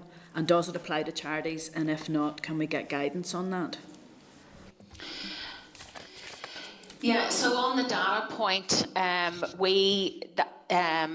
including anything around protection of data would be out of scope for this bill. So that that would be, you know, the general data protection legislation. On prize competitions not requiring that this applies to any whether it's a charity or not. Are you thinking of I think somebody raised about where they wanted to give people who donated, put them in a prize draw. Is that what you're talking about? I can't remember at the time what it came about. It was just that does it apply to charity? But if it does apply, then we don't need any further guidance. I'm just wondering, when you go back to that data, there's value on data these days. Yeah, I know. sure is. I know we're thinking about this in monetary terms, but actually, it can that data can be worth money to organisations. I know you're saying under data protection. I don't even think data protection is going to deal with that either. So yeah, it's. I suppose we would need to be changing our consideration of what the value is then, as opposed to money and raising money. It's actually how data can be used to raise money. Yeah, it's maybe not for this, but it might be something that for the next piece of legislation that we need to consider, because data these days is nearly as valuable as being handed a £10 or £20. Yeah. But I suppose, Kelly, too, the data is as much associated with the purchase of the product, and then you're automatically into the competition, or you can go into the competition by qualifying from the purchase of the product. So your data is taken as well when you're purchasing certain types of products. I mentioned a washing machine, that type of thing. Yeah, but it's also, if you want to enter, you want to enter a free draw, you have to hand over your data, which is valuable for a different reason. Yeah, well, it might be for different legislation, but it is something now in this new modern technological age. You know that data is a trading commodity now. And GDPR and all that. Well, no, it's not even that. GDPR doesn't come into this, because as soon as you join one of those things, you're given permission for your data to be mined then and used for other. So it's not a case of your data being illegally used. It's your data is as valuable as cash. You know. Yeah. Okay. Any other comments on clause 11, folks? No? Okay. Other than what I've talked about with regards to clause 8 and clause 11, I'm still going through it, but we're basically adding into the new, the old Article 168 is the new paragraph 2A. And I'm still trying to read across from the old order to the new bill. Yeah. And then, of course, the new Schedule 15A, which is part of that. So I'm still reading through all of that feverishly. Okay. All right, then we'll move on then to clause 11, which is cheating. Kieran, back again to you. Right, clause 11. Sorry, clause 12. Clause 12. Clause 12, yes. I was one. Yeah, sorry. It basically replaces the existing offence of cheating in Article 169 with an entirely new offence. And clause 12 makes it an offence to cheat at gambling or assist others to cheat, irrespective of whether or not attempts to cheat are successful. It also contains a new definition of cheating. Okay, thank you. Members, in relation to clause 12, all those that responded were in favour of this clause. Among the comments in support of it were a criminal prosecution could be brought against anyone guilty of fraudulent and planned activity intended to deceive, and the current law in Great Britain is working well and we should align. Members, any comments they want to make on clause 12, Paul? Just on the actual offence, the 85 order, I think Schedule 18, talked about a fine or imprisonment or on indictment of 2 years or both, and in summary, statutory maximum imprisonment of 6 months or both. If I'm right in saying that, are you minded to change the penalty? No, we're not, because the penalties and fines, that is a set scale. So that's, there's a convention around that, which I don't think we can change. But we'll certainly have a look at it for you. No, it was just a question. There's no burning desire one way or the other for me, but it was just a question.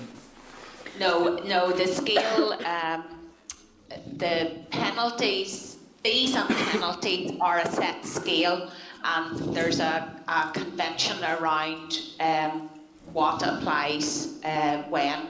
So I think we've taken that from that scale. Okay. And I don't think we can I don't think there's any flexibility there, but we'll certainly look at it and let you know. Okay. All right, thank you. Anybody else want to raise any issues around clause 12? Nope. All right. We'll move on then to clause 13, enforceability of gambling contracts. Kieran? Right. Clause 13 repeals Articles 170 and 171 of the 1985 order. At the moment, Articles 170 and 171 effectively prevent gambling contracts from being legally enforced. Clause 13 does away with this so as to allow any future gambling contracts to be legally enforced, provided they are lawful in all other respects. Okay, thank you. Members, in relation to clause 13, those that responded were in favour of the clause. Amongst the comments and support were customers' rights are paramount.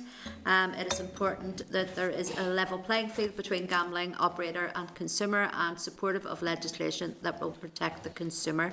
Members, any comments on clause 13? No? All right. We'll move on then to clause 14, industry levy. Back again to you, Kieran. Yes, clause 14 makes provision for an industry or statutory levy. It allows DFC to make regulations for the payment of a levy to the department by the licensed gambling industry here. In accordance with clause 14, any regulations for imposing a gambling levy would be subject to affirmative resolution of the Assembly. Clause 14 further requires that any regulations incorporate provisions for the payment and administration of the levy. This includes determining the amount to be paid according to a specified formula or other method. The clause also stipulates that any proceeds from the levy are to be expended by DFC on projects related to gambling, harm or addiction, or other forms of harm or exploitation associated with gambling. Under clause 14 as well, DFC will be required to consult with organisations that appear to us to represent the interests of the gambling industry here before we can make regulations for a levy. Any proposed expenditure of levy proceeds will also require prior DOF approval. Okay, thank you. Members, then, in relation to clause 14, those that responded were in favour of the clause. Among the comments in support of it were, it is encouraging to see legislation that generates monies through the gambling operators. The gambling operators should take some responsibility to address the very real need of those who become addicted to gambling. Also, the bill should be amended to make the levy mandatory and meaningful, and a levy on gambling industry turnover to fund problem gambling treatment, prevention, education and research is considered international best practice. Members, any comments they want to make on clause 14, Kelly? Thank you very much. I have a few here, guys, but I'll try and maybe get through them. I know we talked about the New Zealand smart levy, so I'd love to hear if you've had a look at that. Can I ask for clarification? The article applies to an application 2A for a bookmaker's licence. Can I just seek clarification from yourselves with regards to the National Lottery and scratch cards that are sold here? Will we be requiring those shops that sell the National Lottery through terminals, or who sell the scratch cards, to pay a levy? The other thing was then, I'm looking here at, let me get my numbering correct, 14.6. Well, it's before making any regulations, where you talk about the interests of the gambling industry. It needs to be taken into consideration. I think then that there's a missing part here, that we should include consultation with addiction services. I have down here C 180A 10B. I just think that having the gambling industry talking about how much they want to pay for addiction services without talking, including addiction services, is a bit remiss. In fact, I would nearly be excluding the gambling industry from that, because why would they be taking a decision where the levy's there for a particular purpose, and that would be to raise funds that will help to deal with addiction services. So the gambling industry, rather than them having a say in how much they're going to pay, surely it should be more weighted towards addiction services and our health and well-being of people, as opposed to that one. So I'd love to hear your thoughts on that. Yes, we would consider rewording that clause. I think when we talk about consultant, we would automatically include Department of Health and organisations which would be have an interest in gambling, but I can see where you're coming from there. The way it's worded, that's maybe not ideal, so we're happy to look at that again. And on the New Zealand model, yes, we attended all of the APG meetings, and we saw the presentation from the New Zealand people, but at this stage it's too early. All this power is doing is it's just an enabling power, so it's just given a future minister and a future executive the power to introduce a levy, and then when the future minister would come to exercise that power, all of that around what model, how much, who should pay, all of that stuff would be discussed at that point. For now, all we're asking is whether or not the Assembly thinks that this is a good thing, that a power should be included. So is that Is that the National all of your? Lottery, I think, Oh, the the National scratch Lottery, cards sorry. was the other, and the answer, I think, Kelly, to your question is no. We don't have the VARES to impose requirements or restrictions on any aspects of the National Lottery. Those powers reside in London. Can I check then just with that? Because the terminals, like for instance, where a shop is selling National Lottery, do they have to have a license? Do they have to have a license, you know, for the local large supermarket or the corner shop that has the terminal? Are they required to have a license because they're selling a betting product? That's all dealt with by under National Lottery legislation. So it's nothing to do with us. It's regulated from Westminster. Okay, so do you know if those shops that are selling that betting product are paying levy to London somewhere?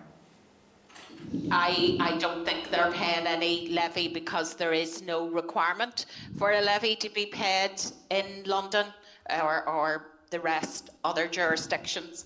Because scratch cards are an addiction problem, and I'm concerned that we're looking at bookmakers, you know, bingo clubs, gaming machines, certificate amusement permits, and we're leaving out the most accessible gaming or betting product on the high street. Yeah. Yep. We accept that they're not within our. Would have indicated. Yeah, the powers there really reside with DCMS. I think there's regulations, National Lottery regulations that apply to that, to the whole aspect of that. Okay, and there's nothing else. Not within our. There's not. I mean, it's something we can raise, but would have to be raised with DCMS. Yeah.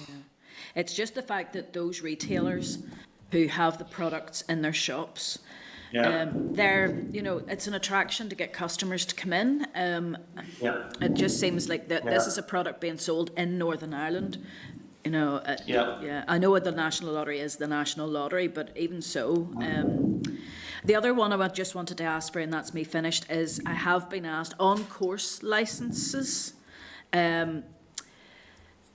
You know, they're getting the same levy and will be hit with the same levy as everyone else, but they only operate on 22 days a year. Is there any consideration being made to consider their levy as a different amount to the others?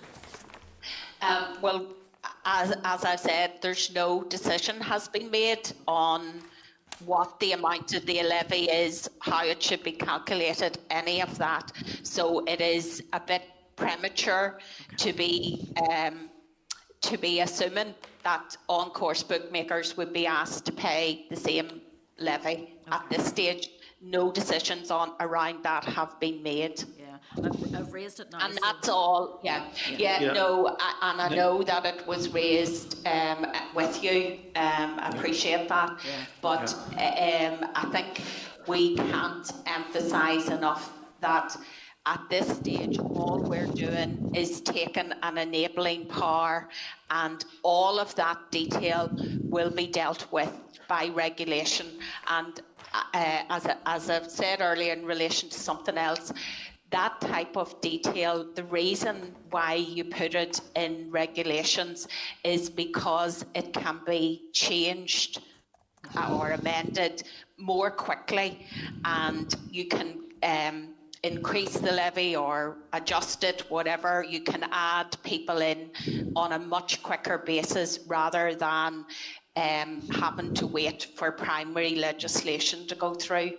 So that's why you put that type of detail in regulations usually. But I understand why people always want to see it on the face of a bill, because they feel that gives them a better protection, if you like.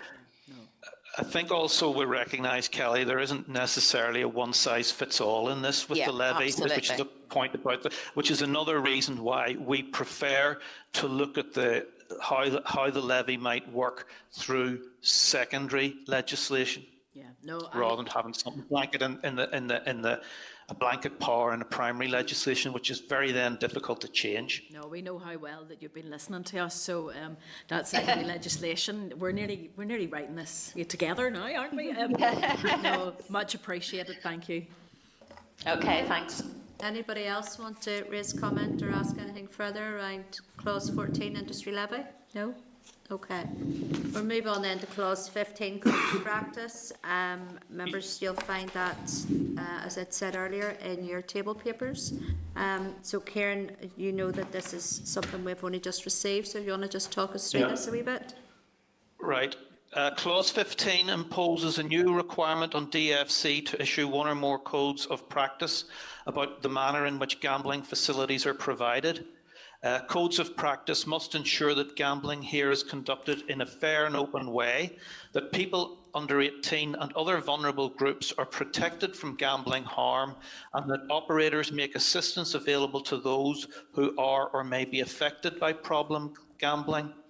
Clause 15 also states that whilst failure to comply with any part of a code does not of itself constitute a criminal offence, the code can be admitted in evidence in criminal or civil proceedings. Clause 15 further sets out arrangements which DFC must follow with regard to consulting on and publishing codes of practice. It also allows the department to publish one or more codes and to revise or revoke any codes. Okay, members, in relation to clause 15, again, the majority of respondents were in favour of the clause.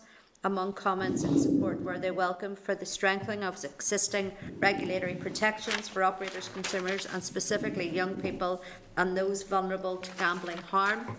It is extremely important that a code of practice for the gambling industry be put on a mandatory legislative footing. Also, it is important to introduce a requirement for operators to adopt minimum standards so there is consistency across the industry and protections in place for people that are vulnerable to gambling harm.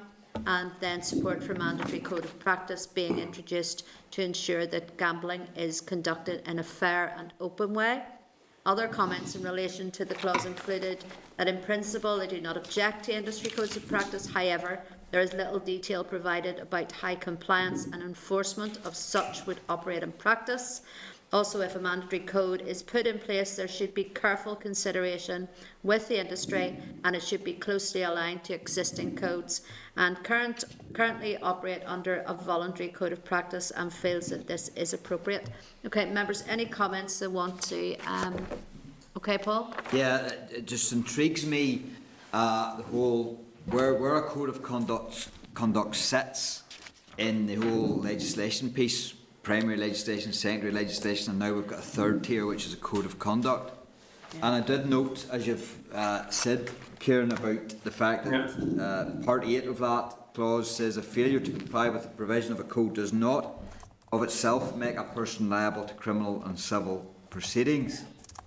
I do also note in the correspondence you've sent through with the new code, which you are going to consult on, I believe, that you are considering the credit card ban within the code of conduct. Yeah. So I suppose I'm asking the question, should really a credit card ban not be on the face of the primary legislation rather be in the code of conduct, given what it says on paragraph 8?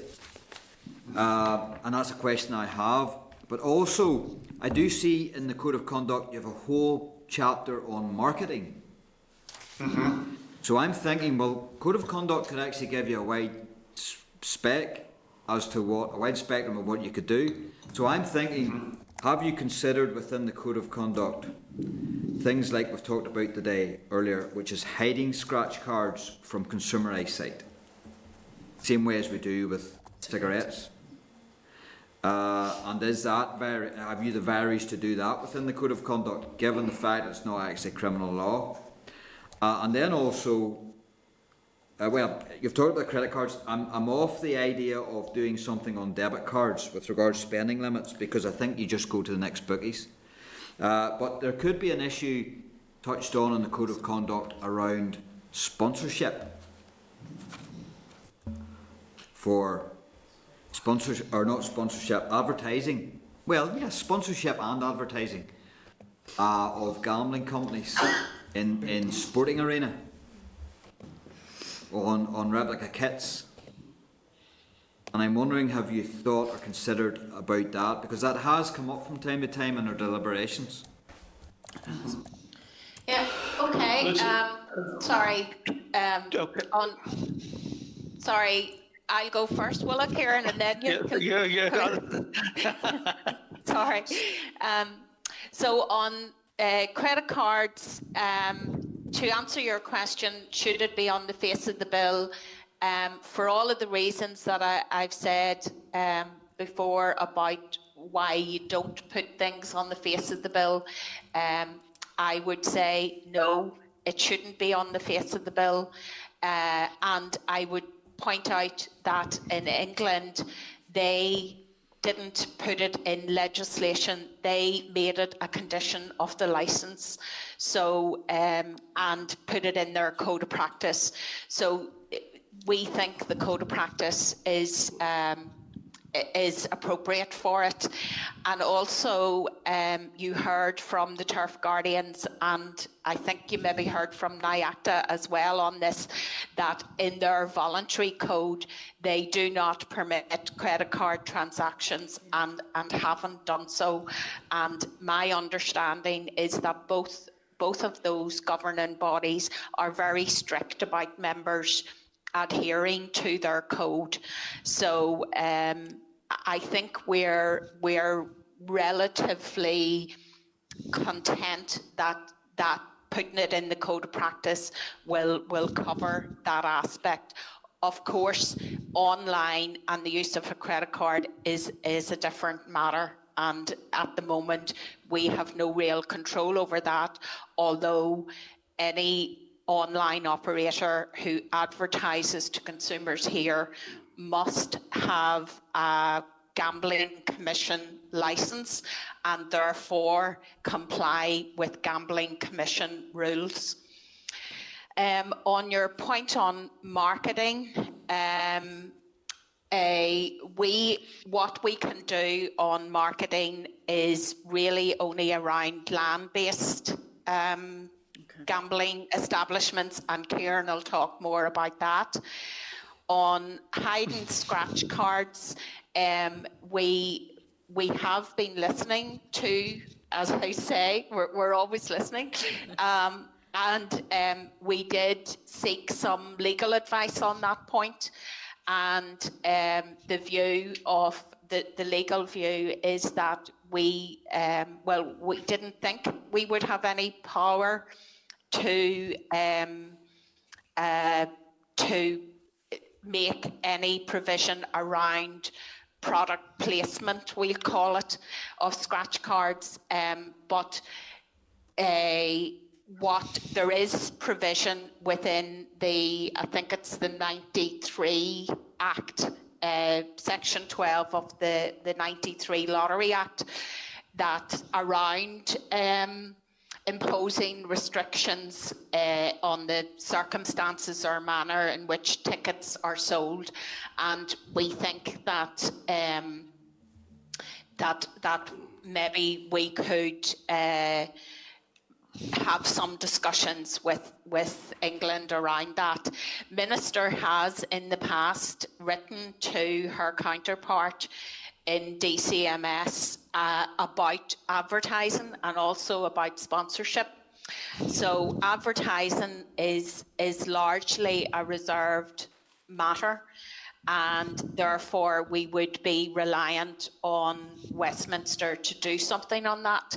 So Minister raised that whole issue of sports sponsorship and all of that, and what you just, all of those issues you've mentioned about on sports shirts and things like that.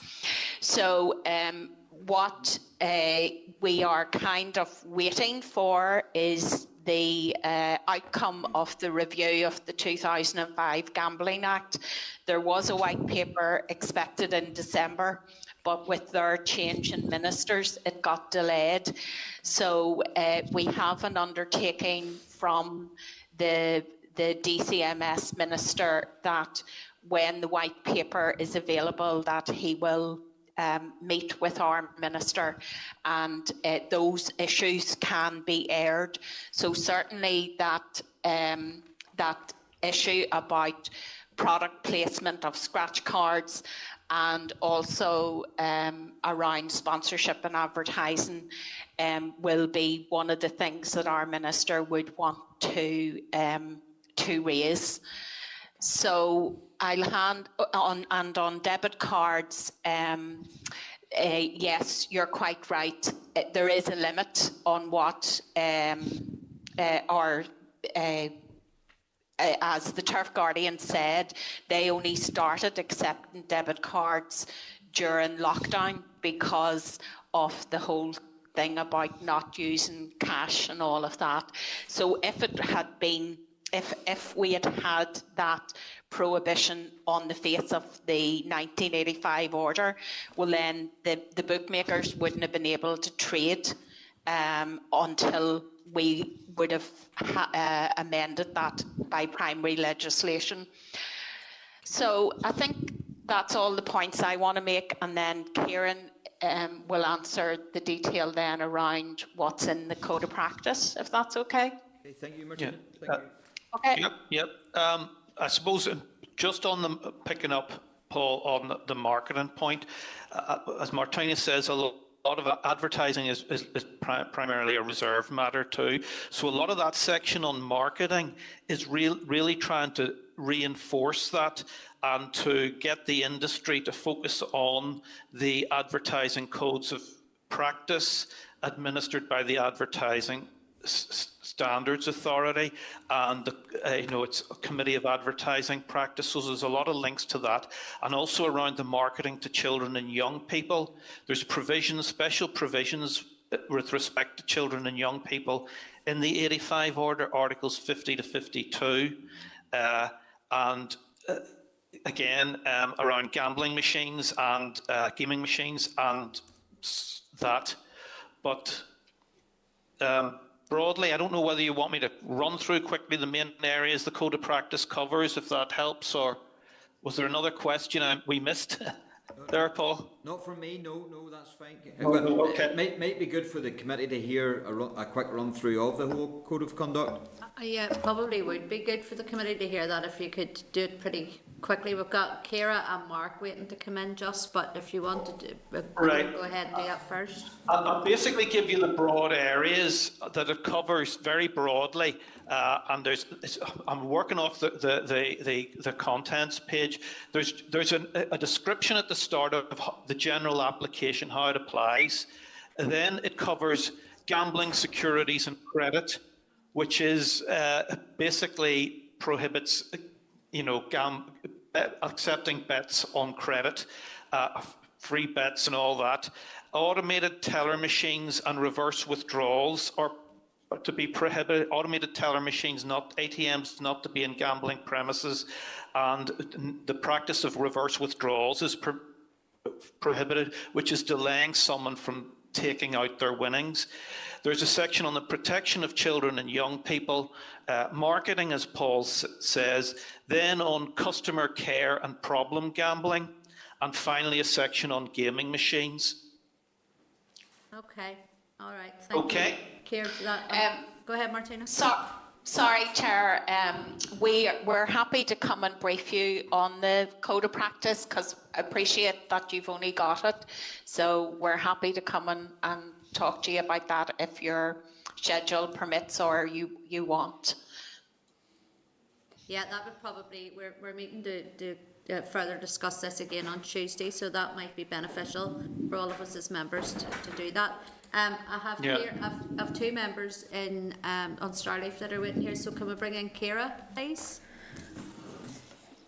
In relation to the Code of Conduct, Ciara, and particularly customer care, spending on the affordability checks on page 23, 24, but I'm happy obviously to wait till Tuesday. Just further detail on, how it was set, and with regards to affordability of checks and stuff, does it be done currently? And how does it get done, and then with regards to enforcing it as well. So I'll be interested to hear further information on that. Right. Thank you, Ciara. Kieran, do you want to answer anything there, or? I think maybe just on how it be enforced, because that question comes up a lot, and it might be helpful to say something about that, because and I know it is obviously, as it says on the face of the bill, the code of practice is admissible in criminal and civil proceedings and must be taken into account by a court or tribunal in any case in which it appears to be relevant.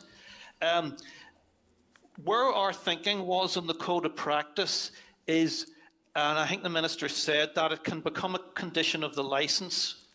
We feel the very first line of defence in terms of public protection isn't necessarily a criminal sanction, it's the removal of the licence. And if you look at the 1985 order, licensing authorities such as the courts are required to consider the fitness of a person or an organisation to hold a licence. That includes their character, reputation or standing. Plus, they may take into account any other circumstances appearing to be relevant.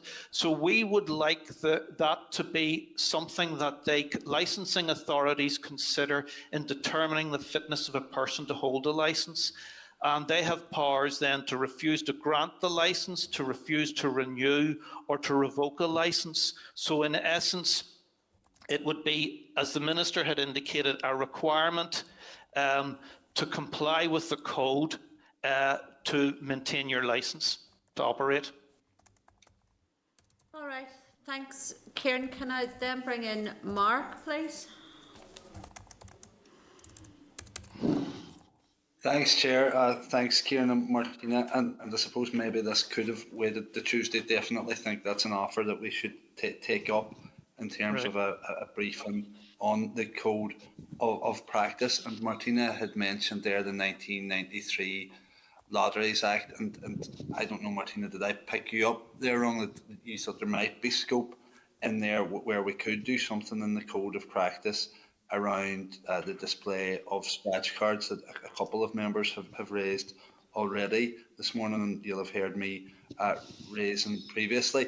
Now, earlier, I think it was on the last clause, Kelly had asked a question, and I heard the question, but then I got distracted and missed the answer, and it was around if the levy was applicable to shops and that sell scratch cards or have lottery machines. Likewise, is the code of practice issued to those types of establishments or premises as well? No, so the code of practice will only be issued to premises that are licensed by us. So that would not be the National Lottery, so it wouldn't include shops. I think actually you've reminded me, it was you had raised it during one of the evidence sessions, which prompted us to go and get legal advice. So the 93, Section 12 of the 93 National Lotteries Act makes provision for, but it's Westminster would have to make the regulations. So I think, as I said, their Minister had already raised the whole issue of advertising. She's very concerned about that issue and sponsorship.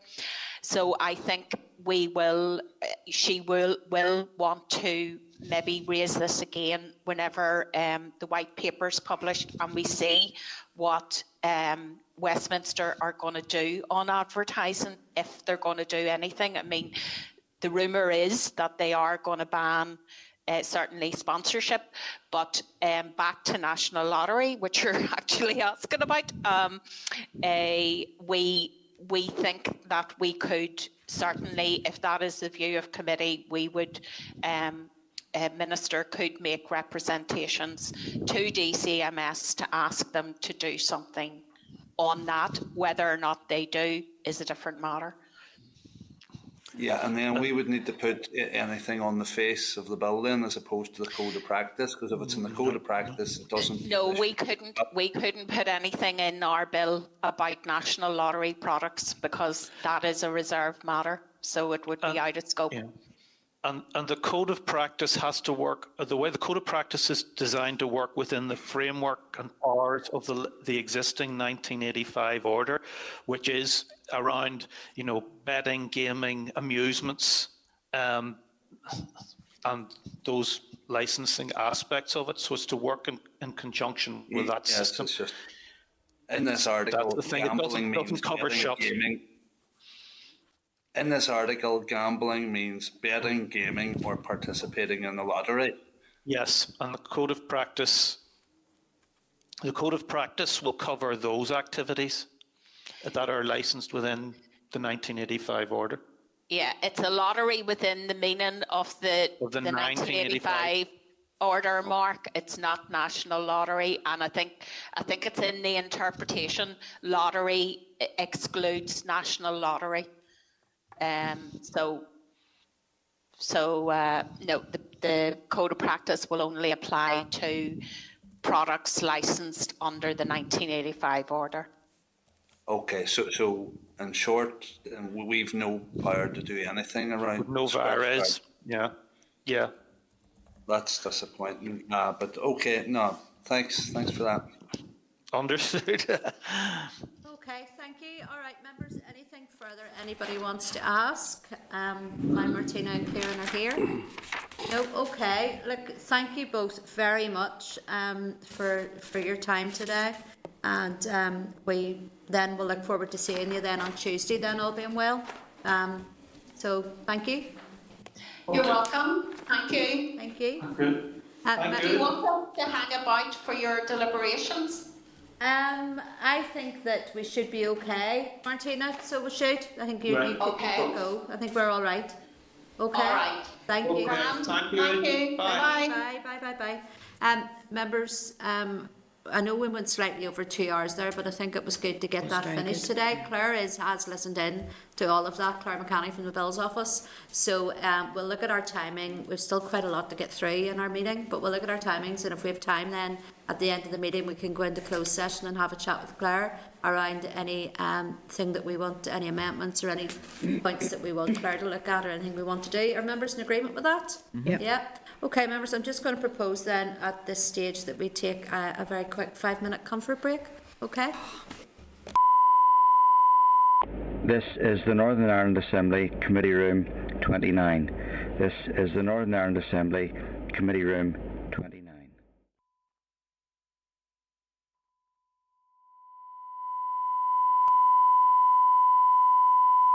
This is the Northern Ireland Assembly Committee Room 29. This is the Northern Ireland Assembly Committee Room 29.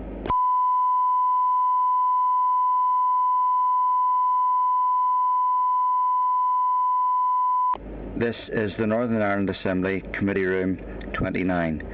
This is the Northern Ireland Assembly Committee Room 29.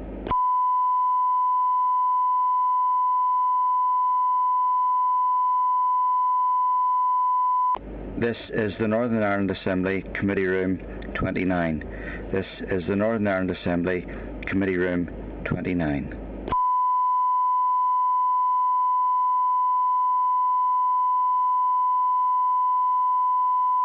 This is the Northern Ireland Assembly Committee Room 29. This is the Northern Ireland Assembly Committee Room 29.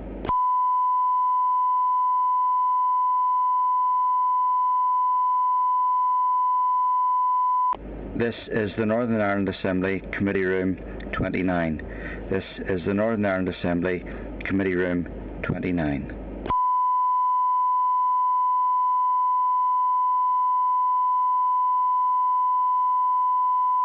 This is the Northern Ireland Assembly Committee Room 29. This is the Northern Ireland Assembly Committee Room 29.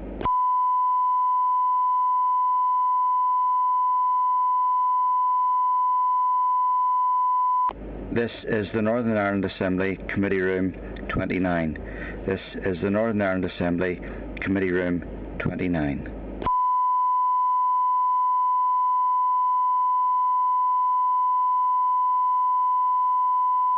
This is the Northern Ireland Assembly Committee Room 29.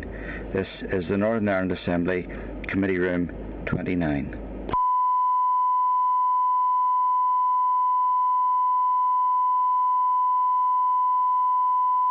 This is the Northern Ireland Assembly Committee Room 29. This is the Northern Ireland Assembly Committee Room 29.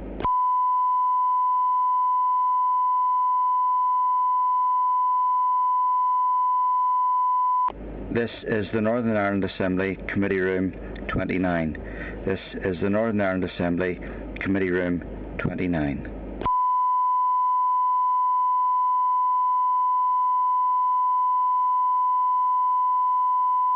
This is the Northern Ireland Assembly Committee Room 29.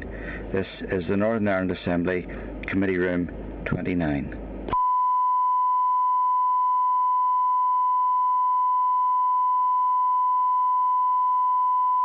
This is the Northern Ireland Assembly Committee Room 29. This is the Northern Ireland Assembly Committee Room 29.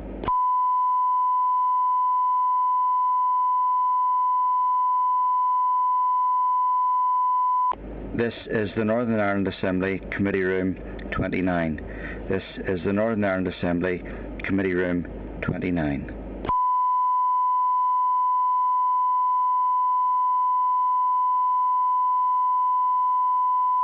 This is the Northern Ireland Assembly Committee Room 29. This is the Northern Ireland Assembly Committee Room 29.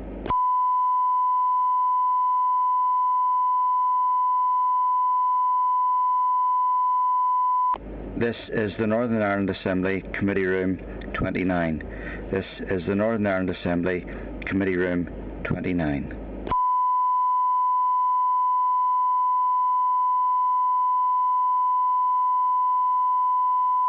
This is the Northern Ireland Assembly Committee Room 29. This is the Northern Ireland Assembly Committee Room 29.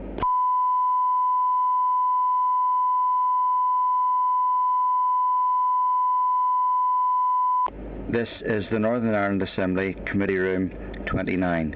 This is the Northern Ireland Assembly Committee Room 29.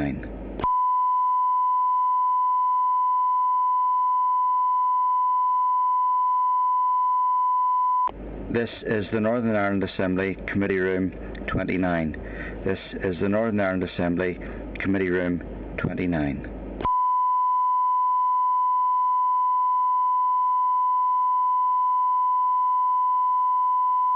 This is the Northern Ireland Assembly Committee Room 29.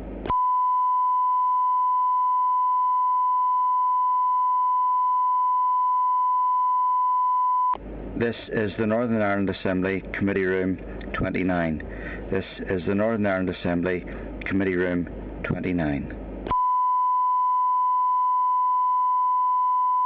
This is the Northern Ireland Assembly Committee Room 29. This is the Northern Ireland Assembly Committee Room 29. This is the Northern Ireland Assembly Committee Room 29.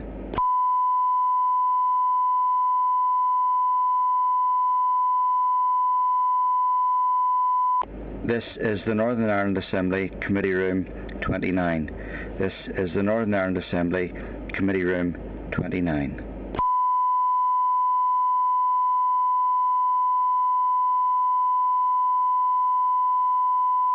This is the Northern Ireland Assembly Committee Room 29.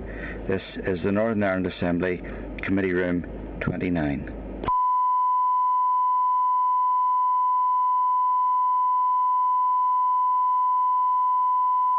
This is the Northern Ireland Assembly Committee Room 29. This is the Northern Ireland Assembly Committee Room 29.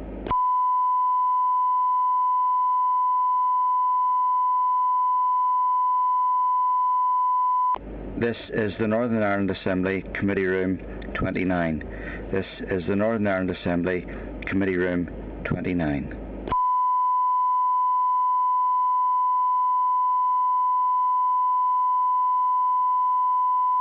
This is the Northern Ireland Assembly Committee Room 29.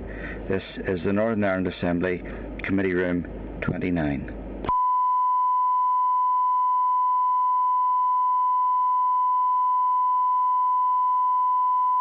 This is the Northern Ireland Assembly Committee Room 29. This is the Northern Ireland Assembly Committee Room 29.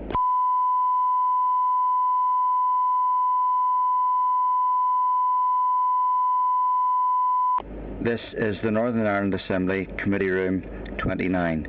This is the Northern Ireland Assembly Committee Room 29.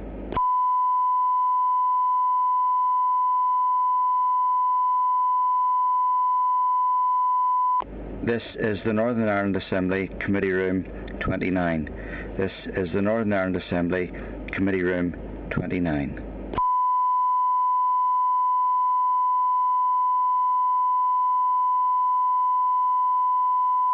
This is the Northern Ireland Assembly Committee Room 29. This is the Northern Ireland Assembly Committee Room 29.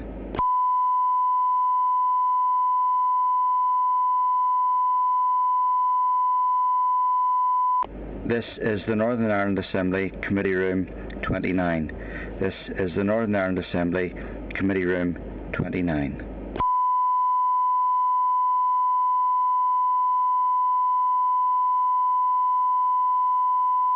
This is the Northern Ireland Assembly Committee Room 29. This is the Northern Ireland Assembly Committee Room 29.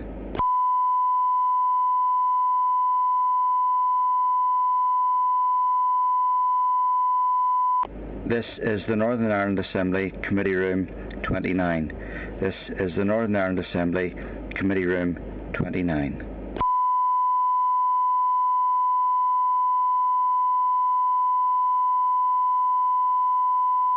This is the Northern Ireland Assembly Committee Room 29. This is the Northern Ireland Assembly Committee Room 29.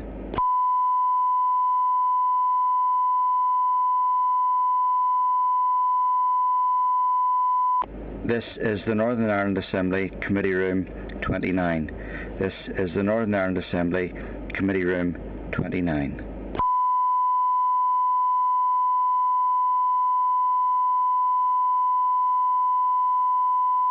This is the Northern Ireland Assembly Committee Room 29. This is the Northern Ireland Assembly Committee Room 29.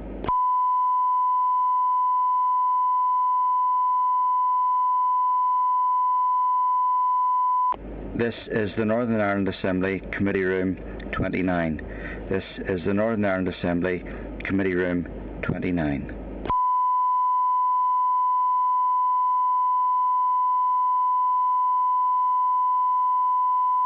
This is the Northern Ireland Assembly Committee Room 29. This is the Northern Ireland Assembly Committee Room 29.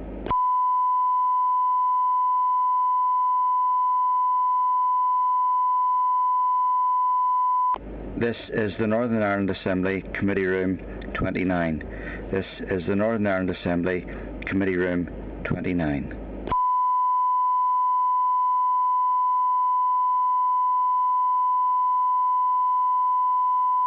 This is the Northern Ireland Assembly Committee Room 29. This is the Northern Ireland Assembly Committee Room. Okay, members, we're going to move on to agenda item 6, which is matters arising. Members, we have 12 items here to get through, so I would ask it grateful if you be as succinct as you can in any of your comments. So we'll move to the first one, and that you've been provided at page 438 with the departmental response in relation to proposed legislative powers for addressing antisocial behaviour. The Minister has given a commitment within the Consultation Outcome Report on the Fundamental Review of Social Housing Allocations that proposals for legislative changes should be brought forward that will enable the Housing Executive to ensure that prior to the award of a tenancy, it is content that an applicant has not been involved in antisocial or involved in unacceptable behaviour that would make them ineligible. These changes will be taken forward when a suitable legislative vehicle is determined. However, this is unlikely to be within this mandate. Kelly? I think from the committee's point of view, I would just be concerned that if you have someone who has been evicted from another premises because of antisocial behaviour, the only options that they have is the Housing Executive. And if the Housing Executive are saying that they're not going to accept those type of tenants, then where are they supposed to go? So there's something there that needs to be thought through a little bit more than just saying that, you know, if someone's presenting who has had problems, whether it's mental health, whether it's anything else, it could be their children have done it or whoever. I'm just worried that we're throwing people out of the system.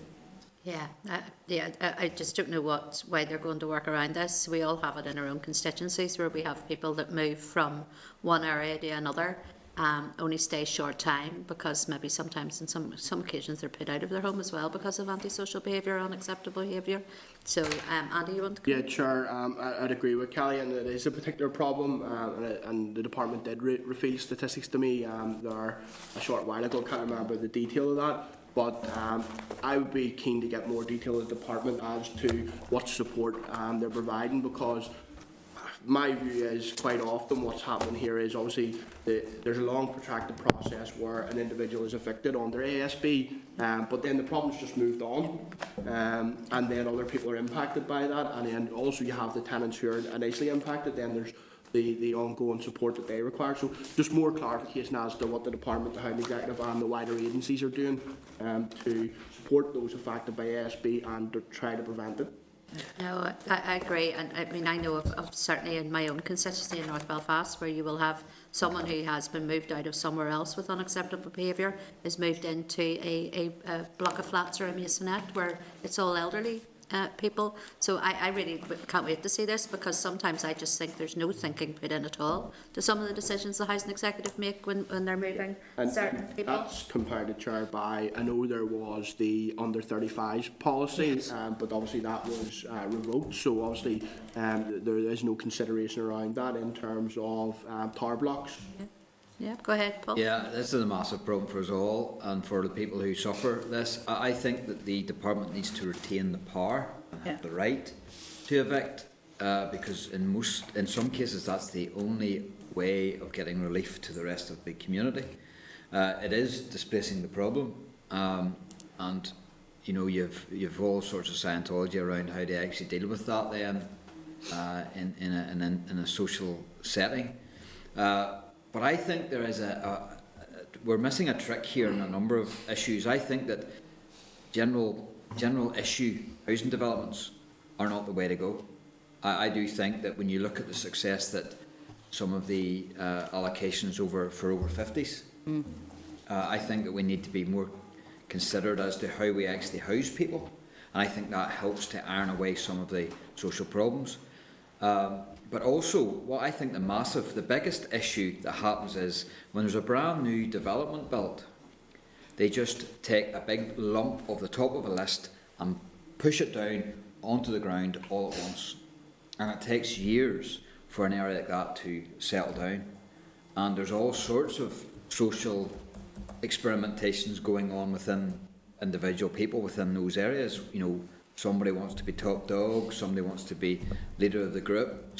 There's all sorts of problems with mental health, with addiction, because by necessity they're at the top of the lists. But that's a problem in the way our housing selection schemes manage. There is no ability to consider all those different variables, as you pointed out, and the additional support that some tenants may require. I know some housing associations provide more support than maybe the Housing Executive and others, but again, that's a delivery of the system that we currently have. Yeah, and I think it's broken, and because of that, then we're seeing these individual manifestations of social problems arising. And of course, whenever the social housing and the go to court, sometimes the judge says, well, look, I'm going to punish this person for a crime.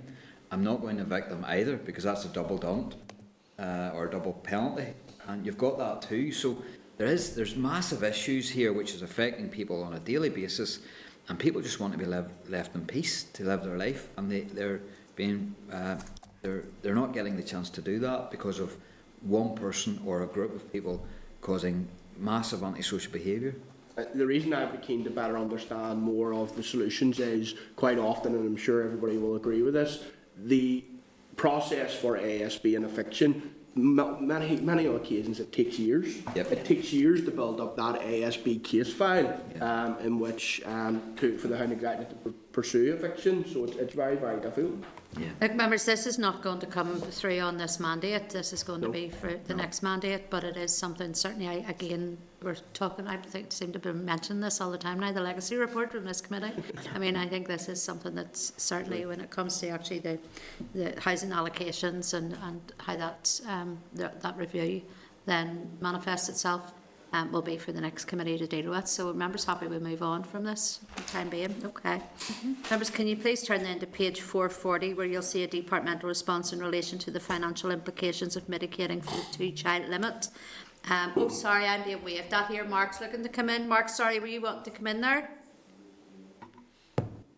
On the first item? Yeah, I'm Mark. sorry, Chair. I know you called for succinctness and the third or fourth to speak on this first item. Now, just I suppose following on from what Andy had says about the length that it takes the eviction process in many incidents, what you have in the meantime is many good, responsible tenants joining the housing list, looking to get out of a place, and then again, whenever they do manage to, or if they're lucky enough to manage to escape, because that's how they see it, that they're escaping, then the place that they vacated is then occupied again from the top of the list. And I know it causes a nightmare for associations and the executive having to allocate that way. Now, I know, Chair, you says this isn't expected to happen or won't happen in this mandate. I was going to ask for some clarity on what isn't going to, because I read this letter and I know these changes will be taken forward when a suitable legislative vehicle is determined. However, it's unlikely to be within this mandate. Is that in reference to the housing executive, or sorry, or is that, or else the fundamental review of social housing allocations itself? Are we saying that there's going to be no changes to it for the remainder of the mandate? That was my reading of it, Mark, is that it's to do with the actual review of social housing allocations. I mean, we can write back and get a bit of clarity on that, if it's just this part, or is it the entire review? We'll not see sight of it until the next mandate. Yeah, if we could get that clarity, just Chair. Okay, no, thanks for that. All right, members, I'm going to move on then to the next one. I'd said to you, it's moved to 440, where you'll see a departmental response in relation to financial implications of mitigating for the 2-child limit. At this time, DWP have no plans to amend the policy, so any changes to the policy in Northern Ireland will require funding from the block grant. I don't think that's any great shock to any of us. Minister Hargey will keep the committee updated with any developments regarding the mitigation review and any plans for mitigating the 2-child policy in Northern Ireland. Again, any comments or content to note? Okay, content to note, yep. Okay, I'm going to, sorry, Mark's waving at me. Go ahead, Mark. Be one maybe for the budget briefing as well, but I have seen the bids there for the 3 years. It's going to be 57 million a year for the next 3 years.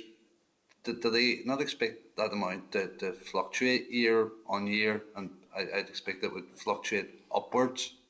I suppose there'd be people will come off it as well as come on it. I don't know, but you can ask that, yeah. There'd be nobody coming off it for another 15 years. Okay. No, at the top end, Mark. The top end will fall off, where you've got it down to 16. Every year there'll be people drop. Every year, so there'll be kids drop off the other end. No, but it's only applicable to children born after the date, was it 3 or 4 years ago? The mitigation period. Right, okay, Yeah. gotcha, okay. No, ask that later on, that's fine. Or if you, ask that during the budget debate, and if there's anything further, we can go back and ask the department, that's fine. Anything else, Mark, on that? No, okay. I'm going to move on then. If members could turn to page 442, you'll see a departmental response in relation to mixed tenure properties. The Housing Executive has 6,100 leasehold flats, which have been sold by way of a flat lease. The leaseholders have an obligation to make payment for the works and services attributed to the flat. The yearly general service charge payable monthly by the leaseholders essentially compromises insurance, general response maintenance, communal electricity and any ongoing service of communal elements that is required and is dependent upon the block. All leaseholders also pay an annual administration and management charge. Each year an estimated monthly charge is collected, and then at the end of the financial year there is an annual can't even say that word, reconciliation, whereby either a debit or credit will be applied for collection depending on the actual works and services delivered to the block and flat for the previous year. The General Service Charge does not and has never collected monies in the operation of a reserve fund for these blocks to carry out repairs and planned works. General Service Charges are only based on actual works and services on an annual basis, and this is the amount that the leaseholders pay each year. There is no funding for subsidisations of leasehold properties, and the tendered cost of works on the blocks are apportioned by the number of units in the blocks. Okay, members, I know this is one that I had raised as well in the past, because I've certainly seen it within some of my blocks of flats, particularly in Rathkill, where I think I'd mentioned it in another committee meeting, where each tenant was asked to pay something around £230 each for an aerial to be moved on the roof. I think I'd like that job of the aerial mover, if you're getting paid that by each tenant. So I would want to inquire how they actually go out to tender for some of these jobs, because I've seen some of what tenants have been asked to pay, and it is colossal. If you were getting in someone to do that work, you'd be paying an awful lot less than what the housing executive appear to be paying. So I would ask questions if members are in agreement around the tendering process, and you know, how much thought goes into that, because some of the bills that residents are getting are just, they're crazy. They're colossal, Andy. Yeah, Chair, no, I'd agree with that. I've had a number of constituents in East Belfast raise similar with me, and they've some concern as to how the costs are apportioned.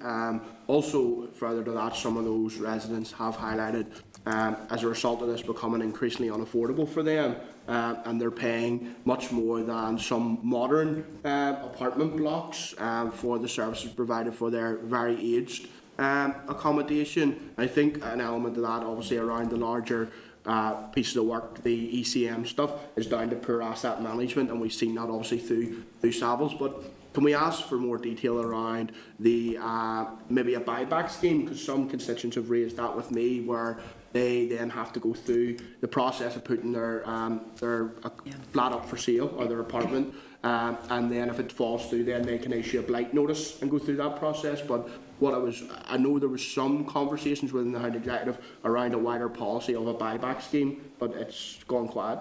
Yeah, because there have been certain properties that have been bought back, and I know certainly we have the other issue to do with the Finlock guttering in North Belfast, where residents have real issues with that as well. It is causing great dampness and whatever in their houses, and for many they can't afford to pay the prices that the Housing Executive are asking to get this work done. Kelly? I was just going to say, this is important because coming up will be the retrofitting of a lot of properties in order to meet environmental standards, and it would be good to know exactly how the Housing Executive are going to make sure that that is affordable, especially for those leaseholders. There's no point in them putting people out of their houses or making their house unaffordable because the costs are through the roof. So I'd be interested to find out from the department, the Housing Executive, what their plans are to ensure that retrofitting is cost effective and affordable for those people. Also, we still haven't got our answer back yet about the leasehold length. There was correspondence back and forward on that on the leasehold length, but I don't know if it's came to conclusion. From what I can recall, they're saying they're still working on it. They're still working on it.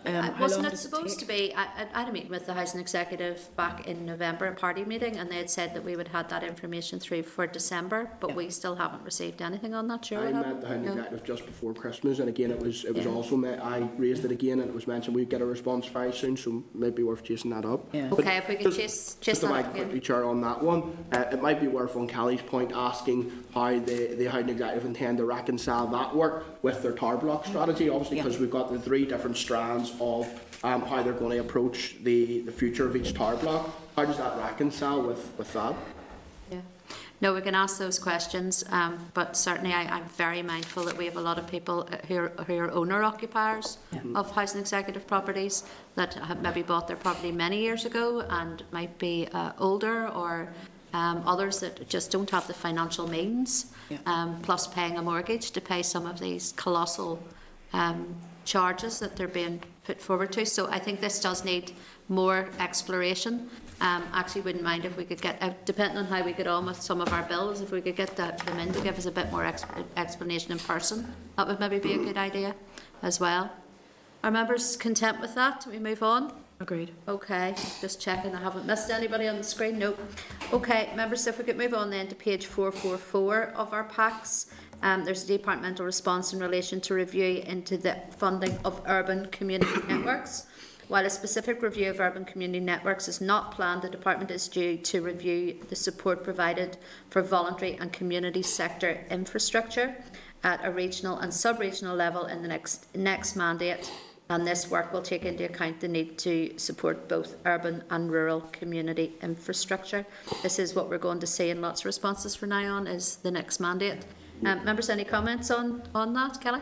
Chair, this was one that I had raised. I was talking to the urban community networks, and I'm trying to get a meeting set up between the department and those organisations.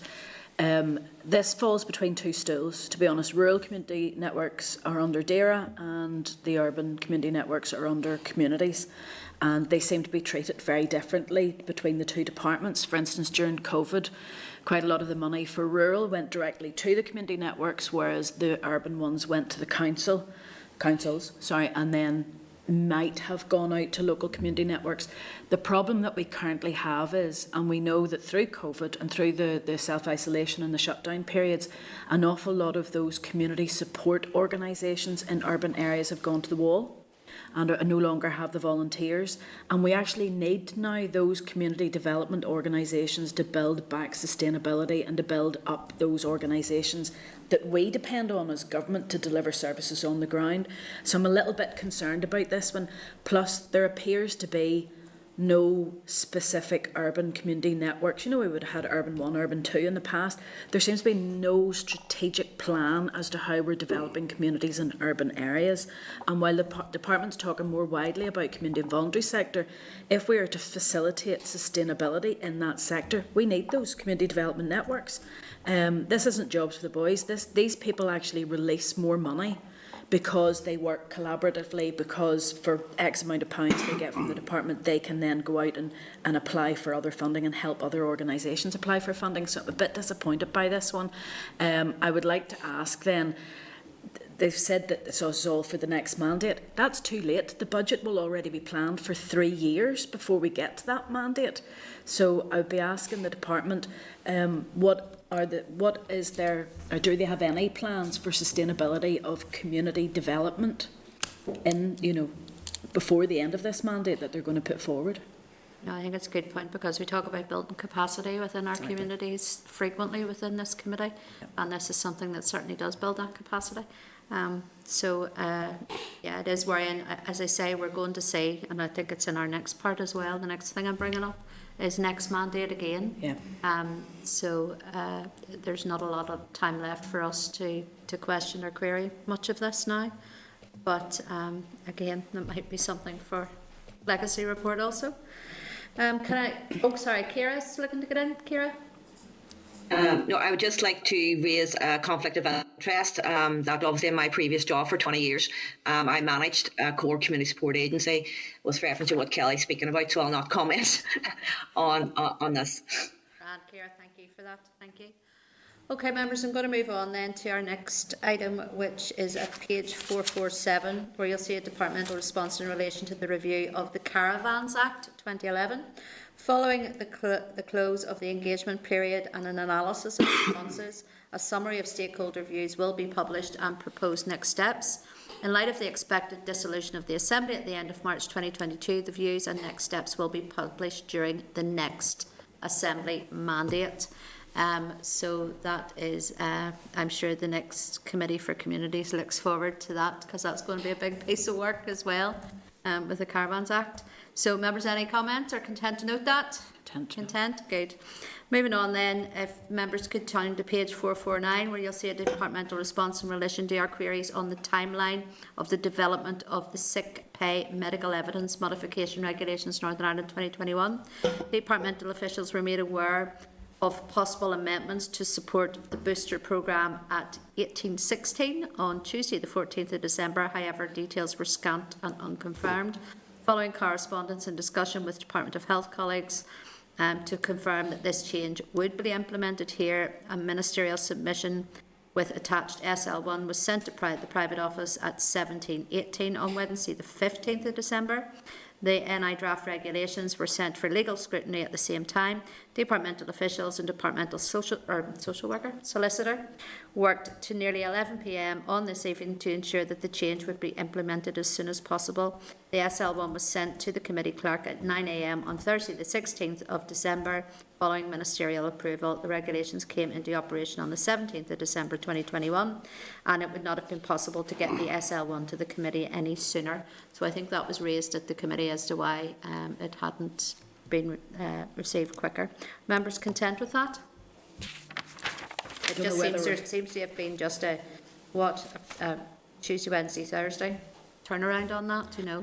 I think just the frustrations are for the committee that we have been getting quite a lot of stuff late. It doesn't really help as a scrutiny rule. Yeah, it doesn't. You're quite right. All right, members, we're going to move on then to our next item, which is at page 451, where you'll see a departmental response in relation to a timeline for licensing and registration of clubs Amendment Act Northern Ireland 2021. The provisions contained within the Act will come into effect in phases over the next few years, with the first phase having commenced on the 1st of October. Work is ongoing to identify the most appropriate time to commence the remaining provisions of the Act. It is expected that the majority of the provisions, which will include those relating to local producers, will be commenced by April 2022, with a small number following in late 2022 into 2023. An indicative timetable is available on the Department's website and is attached to Appendix A. I think this was following on from local producers who were still waiting to hear when they would be able to follow what we had agreed within that bill. So it's looking like April 22 for the vast majority of that. So again, that is something that the next committee will need to keep an eye on as well, the travel of time on that, Kelly. I think it was just the fact that the local producers were now into January and they still haven't seen what the application form is like or where they go, you know. So it's, if the department could even share with the committee what the application process is for those tap room people, so that we can give them assurances that they will be hitting April 22. Okay, members, I'm going to move on then to page 455. Where you'll see a response from the Department of Finance in relation to the Energy Payment Support Scheme. The Department of Finance Minister circulated paper to executive colleagues seeking to allocate £55 million to provide for an energy payment support scheme delivered by the Department for Communities. Unfortunately, the paper has not yet made it onto the executive agenda. Members, any comments on this? Andy? Yeah, Chair. It's maybe just to highlight frustration that at that point, obviously, the paper didn't make it on the executive agenda. Would call into question the urgency in which this matter is being treated by the executive, and also that we can just follow up from our briefing that we had with David Polly. I know he had said, as and when the department are in a position, he will ask his colleagues in the respective branch of the department to brief us on what this will look like. There's obviously media speculation that might be at the executive today. It's just that we can put a request in the department that we get detail and information on that, because as you're aware, obviously we worked effectively with the department the last time in highlighting an omission of eligibility criteria in the COVID heating payment, and it's just to make sure that there are no similar groups or categories of people that would be missed in this scheme. Okay, Kelly. Just draw to attention that this is dated the 21st of December. And to be honest, there's more and more of announcements on energy, fuel, emergency payments going out via the media before this committee. I get the fact that everybody's trying to work quite quickly, but all we're asking is a bit of respect as a committee. We're part of the formal assembly processes. If they know about this, and the Finance Minister, for instance, is working on this, can the department officials not give us an update? Now, we asked at our last briefing if we could have an update on what has been bid for and what they're hoping for. It's not just our role to scrutinise, it's also our role to support the Minister. And if we can support the Minister with something as important with emergency fuel payments, then we would be happy to do so. But I just feel, again, that the department's playing fast and loose with the committee process here. Like, that is dated the 21st of December. How many meetings have we already had in 2022? And we still haven't been given an update. So it's difficult. Unfortunately, I wasn't available at the meeting on Tuesday, which you had chaired whenever we had the department in to discuss. And I don't know, was it mentioned then, the latest announcement that we got through the media last night, was that mentioned on Tuesday? We specifically asked what else was being thought about and brought up, and it wasn't mentioned. I'm really cross about that, actually, that we had to learn about it overnight. So less than 48 hours later, an announcement is made, and yet the committee, when they asked, there was nothing. Yeah, that's very disappointing that did happen. And I think that at times this committee has been taken for granted on various decisions, and it's not good. Mark, you wanted to come in?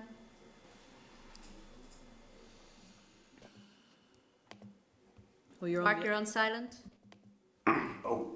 Some of the points have been made there, Chair. To be fair, that the 55 million bid was mentioned. We knew about that, but the detail of what was being proposed wasn't. And then it's another, as Kelly is just we learn more through the media than we do from than we get from the minister.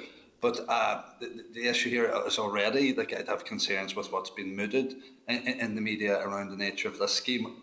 I feel a bit churlish here because we criticised the previous scheme or the existing one for being overly onerous, but this one they seem to be applying, and I don't know exactly what measures it will be, but a crude enough one that it's going to be individual payments as opposed to households.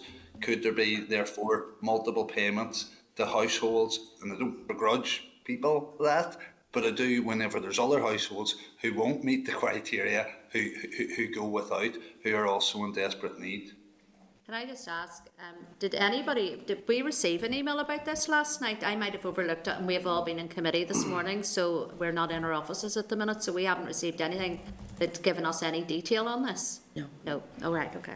Sure, and just very quickly as well, and again, obviously I'm at the point of speculating, but one would assume that the department are obviously going to use existing payment methods in order to roll out this £200 payment, because an application process of this scale would be too onerous for the department. So my concern would be is, what about those households who are maybe not within the existing payment scheme? How are they going to access support? And also, other parts of the UK have the Warm Homes Discount Scheme, but we don't have that. I asked back in November questions to the Minister, which are still waiting to be answered, and it's just better understanding what the wider piece of work is that the department's taking forward, and also we as a committee wrote off the back of my request to call on the department to bring forward a fuel poverty task force. And again, I feel something like that would sit very well at looking at all the different strands that could be taken forward. Yeah, I think that is a really good point, Andy, and I would be quite worried at the amount of people out there that are not within the current system, that because of the amount of income they have, but they also have a certain amount of bills and debt as well, and we see that more and more, where I hate calling them the working poor because that's not a nice term to use, but there's so many people out there that are struggling and really are, and yet they're not part of the system, they're unknown to anybody, and they just continue to struggle and do without.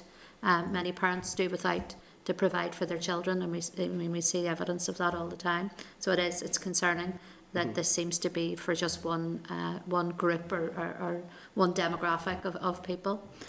So yeah, more information is definitely required on that to all MLAs, because offices this morning will be getting phone calls about this, and no one has the information to give anybody, and that's just simply not good enough. Members, happy enough I move on to our next item. I can't even remember where I am. Number 9, yeah? Okay, membership being provided at 456 with the departmental response in relation to review of financial processes. The aim of the review of the NI financial process is to create a single coherent financial framework that is more transparent and improves accountability to the Assembly.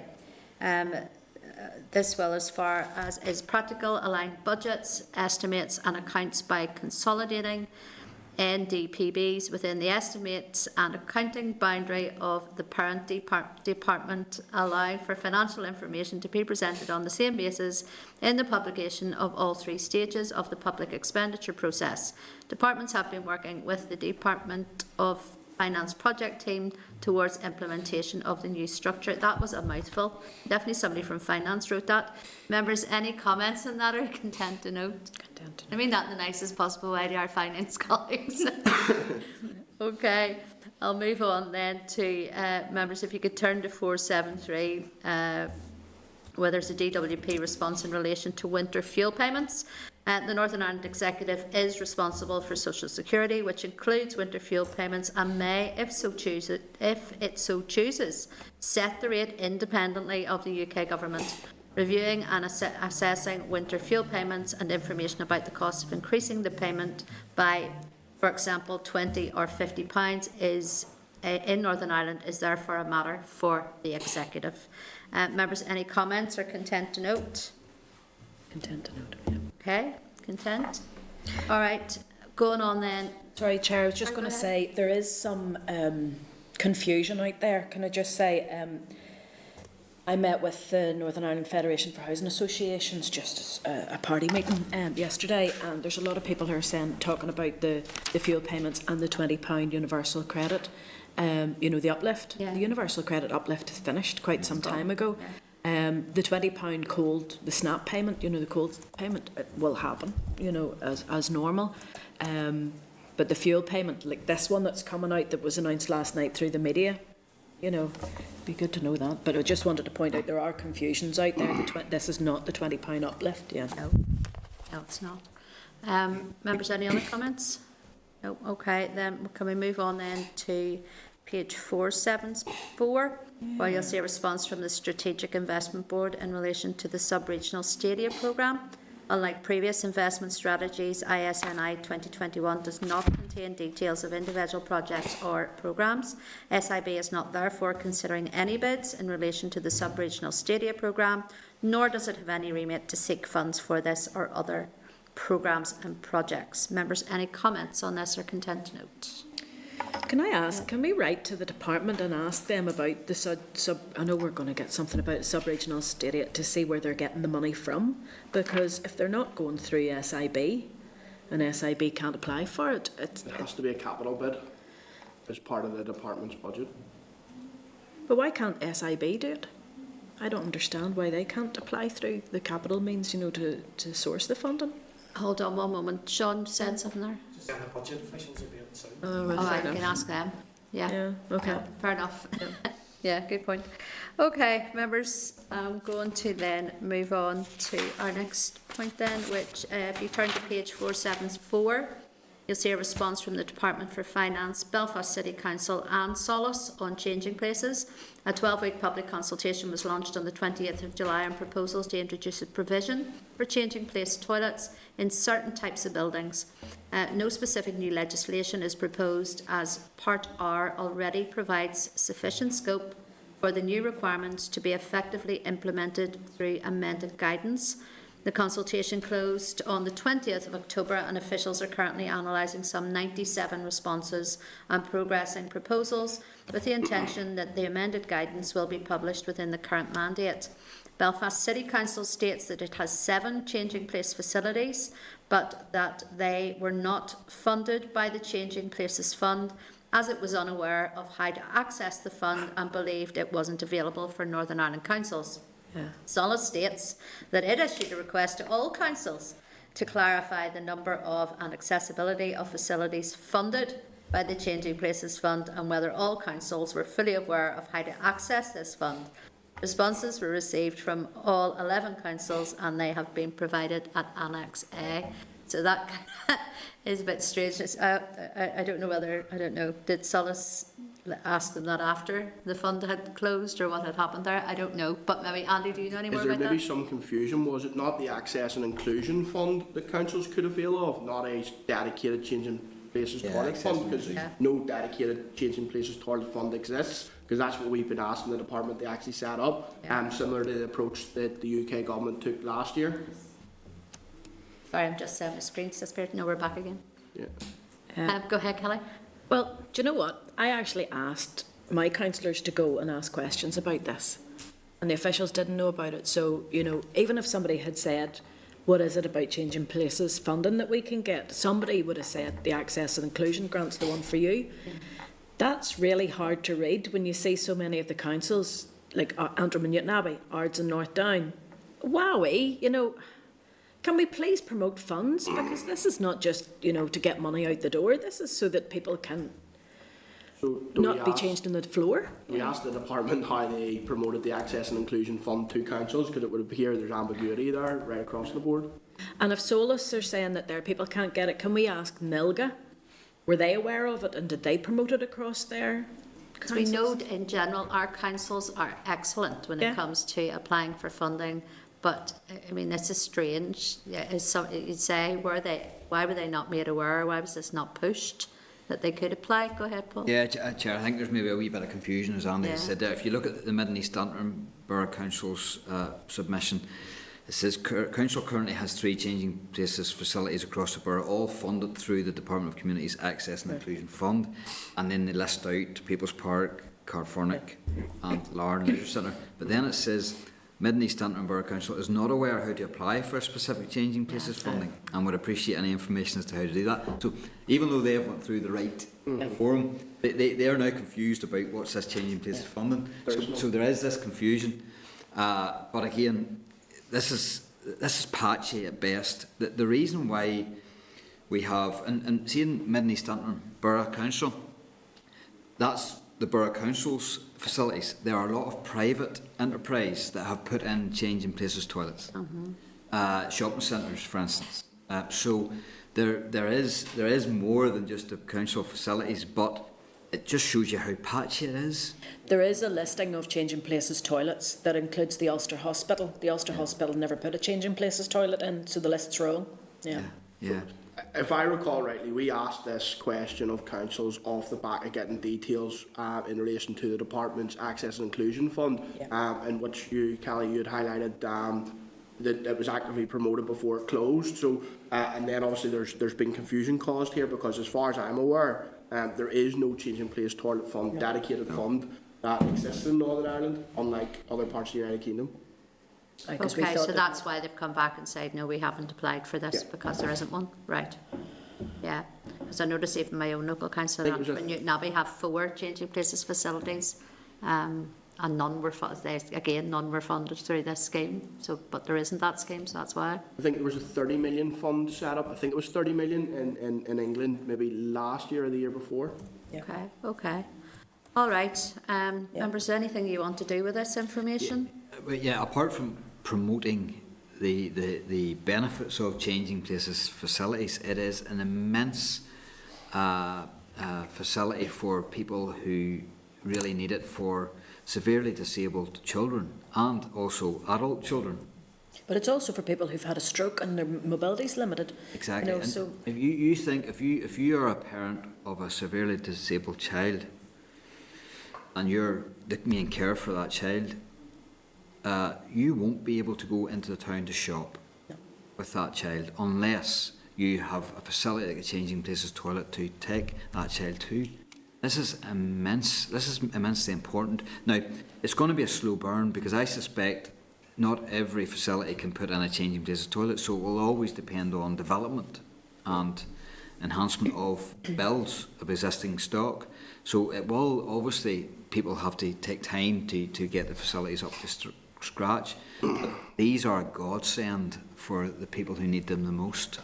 And we take it for granted. as an outcome of this, could I maybe suggest the department has an expert panel that we're looking at the disability strategy.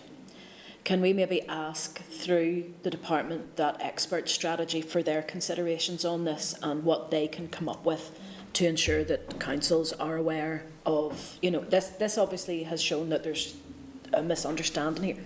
I don't think it's our fault. I just don't understand why councils didn't think, if we're looking for a change in places toilet, that's how we apply, because they're very good at applying for other funding. So either they're not thinking about changing places toilets, or they weren't aware of the fund, full stop. But I'm just wondering if that expert panel could review this information, and if they can consider whether or not there needs to be a change in places toilet strategy built into their strategy, so it encourages a good enough spread of these toilets across Northern Ireland. Well, the Finance Minister previously said when we wrote to him, as we made a request, that he would positively consider any bid from the Department of Communities for a change in places toilet fund. So I suppose that's one they asked the departmental officials when they come in, was there any bid put forward for such a fund in Northern Ireland? Good point. No, that's a good question. I mean, this is something that's been rumbling on for years. I remember first looking at this about 8 years ago when I sat in Health Committee. and getting the list then of, and I think I mentioned it here before, getting the list of all changing places toilets in Northern Ireland, and the vast majority on that list were in nursing homes, which the public can't access. So yeah, it was look how good we are, look how many we have. Yeah, the vast majority of public can't access, or others that are only open at certain times of the day. So yeah, we've all have constituents, and I've seen the photographs of children having to be changed on the floors of disabled bathrooms, and it's just not acceptable at all. This has been rumbling on for far too long. So I think that's anything further any members want following on from this, just let us know, and we'll certainly ask the questions. Okay, members, that's all of Matters Arising finished, yes? Isn't that right? Yep. Okay, then, can we move on then to agenda item 7, which is committee consideration of the draft report on legislative consent motion, pension schemes, conversion of guaranteed minimum pensions bill. Members, we're now going to consider our draft report of the LCM. You've been provided with a copy of the draft report at page 4.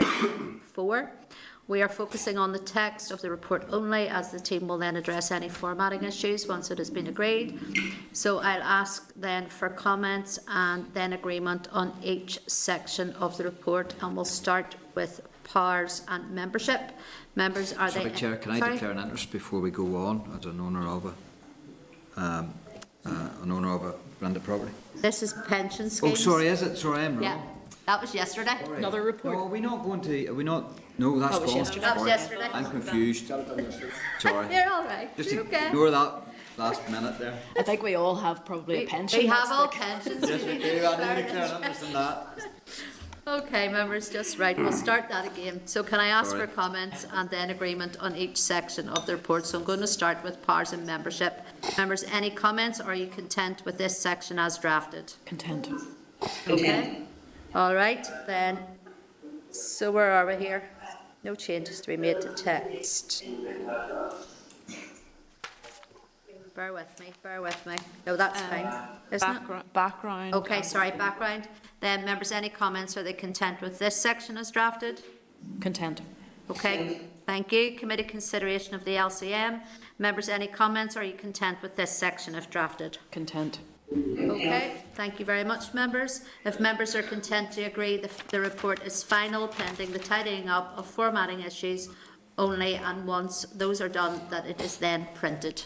Content. Okay, thank you. Thanks very much.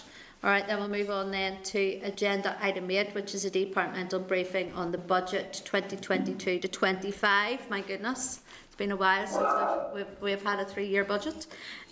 So, members, the briefing paper for the budget is at page 496 of your pack, and then the monitoring round is in your table papers. So then, can I welcome Jerry Arnold and Gavin Patrick to our meeting? You're both very welcome today. If you then want to go ahead and give us your briefing.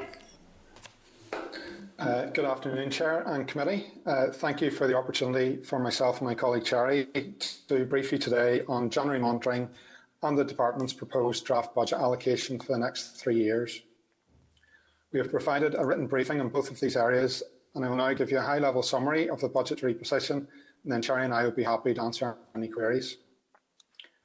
Turning first to January monitoring, the Department has completed the January monitoring exercise as commissioned by DOF on the 16th of November with a submission date of 4th of January.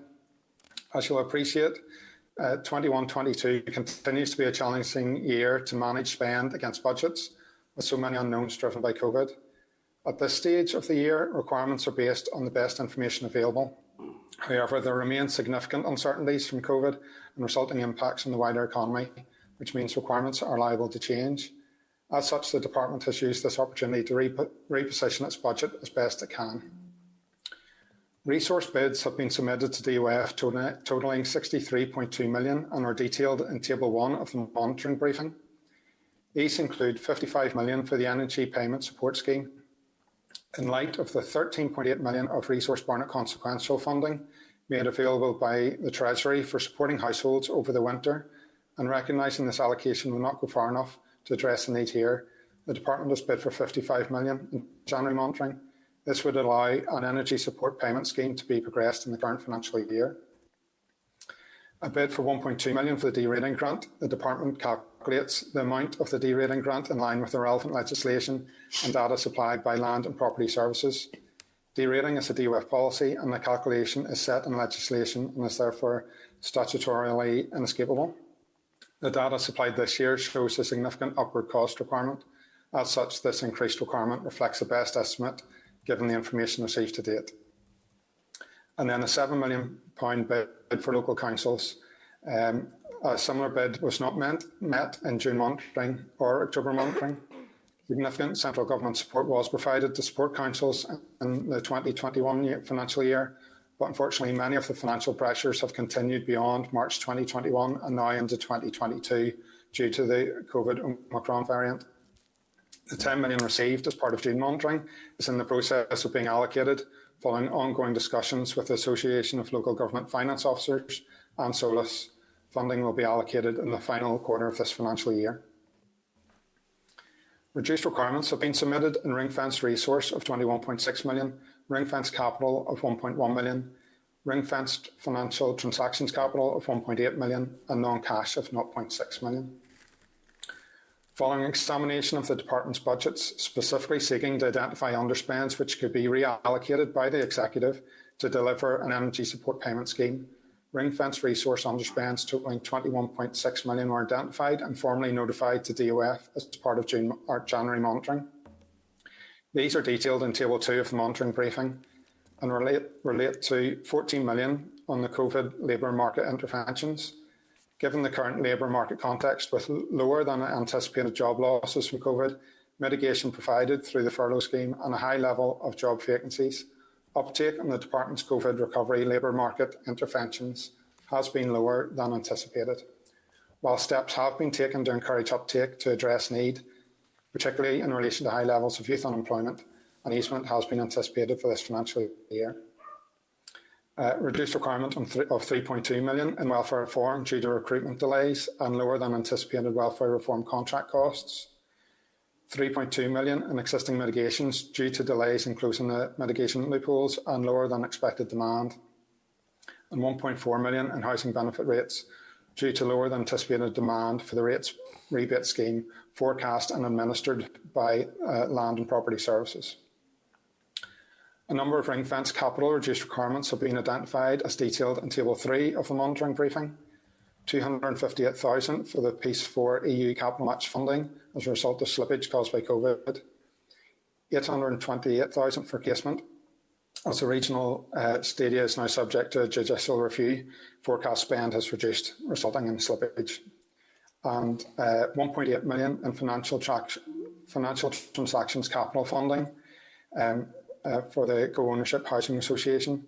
This is because DOF has now changed how departments treat receipts from FTC loans, bringing departments into line with Treasury treatment of FTC. This is being implemented retrospectively from the start of this financial year, and previously receipts were retained as capital. However, receipts must now be classified as FTC funding, and there's no capacity to utilise this additional FTC funding at this time. Now turning to the draft 22-25 budget. The Executive's draft budget for the 3-year period was announced by the Finance Minister on the 10th of December. The draft budget is now subject to a Department of Finance-led period of public consultation, which runs to 7th of March. The draft budget presents very significant challenges for the Executive and all departments with a constrained spending review outcome against existing baselines in the context of the pandemic and the recovery from it over the next 3 years. The Department is working through the impacts of the proposed allocations and will consult on an equality impact assessment alongside the Department of Finance public consultation on the proposed allocations and consider its options in the event that no further funding becomes available. Looking first at the resource position, the Department submitted resource bids totaling 315.4 million in the first year, 397.1 million in 23-24 and 419.7 million in 24-25. The proposed allocation is 50.5 million in the first year, 54.9 million in 23-24 and 58.8 million in 24-25. These allocations include funding for existing mitigations, the Child Funeral Fund, the Translation Hub, special rules for terminal illness and supporting people. Over the budget 22-25 period, these allocations reflect 15%, 13% and 14% of the department's bids for each respective year. In addition to the specific allocations, it is proposed that a general allocation will be made to departments to invest in ministerial priorities. However, it is also proposed that a 2% departmental budget reduction will be applied to help address executive pressures. This equates to £15.6 million per year baseline budget reduction for the department. Therefore, the net position, taking into account the general allocation and the 2% reduction, is a £7 million increase in year 1, a £2 million increase in year 2, and a £100,000 decrease in year 3. Therefore, the department effectively faces a real terms budget reduction, which increases each year. A number of key bids that aren't proposed to be met include a £45 million bid in each of the 3 years to support benefit delivery response, the homelessness bid of £14.4 million in the first year, £14 million in 23-24, and £15.4 million in 24-25. COVID recovery labour market interventions bid for £12 million in 22-23, £5.8 million in 23-24, and £3.3 million in 24-25. Baseline funding for pay and inflationary pressures bid for £9.4 million in the first year, £12.5 million in 23-24 and £15.4 million in 24-25. Inescapable pressures bid of £1.8 million in each of the 3 years for the North-South Language Body Buildings Safely Bill and the review of liquor licensing. Department also bid for £9.6 million in 22-23, £7.5 million in 23-24 and £7.3 million in 24-25 to support delivery of the Strategy for Sport and Physical Activity, Festival 2022, NDNA executive commitments and strategic reform of Charities Commission. And this hasn't been met. The department also bid for £164.6 million in 22-23, £245.7 million in 23-24 and £260.4 million in 24-25 to progress planned work on housing revitalisation, culture, arts and heritage sector recovery, community sector recovery fund, the Housing Executive's fundamental review of allocations, climate change and potential new mitigations, including mitigation of the two-child policy. These bids have not been met. Turning to capital position, the net capital allocations for the department, excluding the regional stadia and city deals, are £209.6 million, £180.1 million and £131.3 million, including £16.8 million of fresh start funding each year, which show significant reductions against the opening 21-22 position of £204.8 million, bearing in mind the department also received an allocation of £26.6 million in the year as part of June monitoring. City deal funding and complementary funding for one project linked to the department, Basin Park and Uri, are also proposed to be funded. And ring fence funding has been allocated for the flagship project regional stadia of £2.8 million, £40 million and £40 million over 3 years, in addition to the non-ring fence funding. Financial transactions capital allocations of £52.1 million, £54.7 million and £52.4 million have been proposed against bids of £52.1, £57.4 and £61.7 million over the 3 years.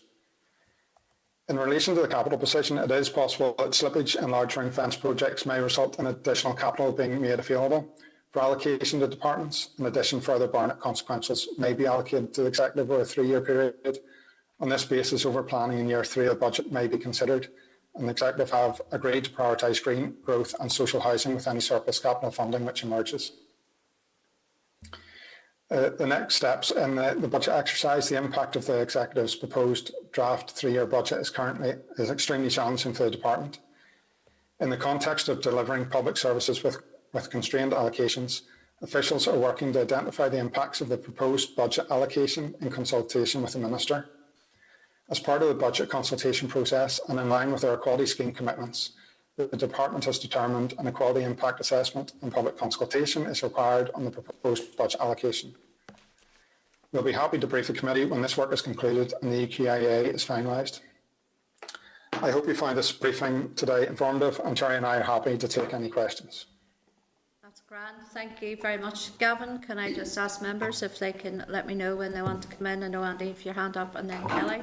Anybody else, just put your hand up. I've just a couple of questions I want to ask. First of all, your paper highlights that the proposed allocations present an extremely constrained budget position in 2022 to 25. Looking at the resource del bids, you've highlighted that over the budget period, these allocations reflect 15, 13 and 14% of the department's bids in each retrospective year.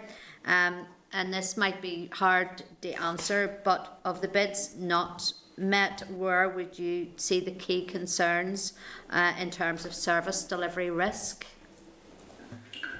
I think that's a piece of work we're currently working through, Chair, and working through with our Minister as well to identify where those key risks are and where the truly inescapable elements are within those bids that haven't been met. So that work is ongoing at the moment. Okay, are you able to give us any idea at this stage, Gavin, or? I think at this point it is, given the size of the department and the complexities of the department, I think it would be right to finalise our work on the UKA, which will draw out the key issues, rather than picking anything out at this point. Okay, no, well that's fair enough, that's fine. Can I just ask you a question on the monitoring round as well? You're proposing to resubmit then the £7 million bid for local councils that wasn't met in June and October last year. We know that we're coming into another, well, we've Omicron around now and councils are feeling it tight again.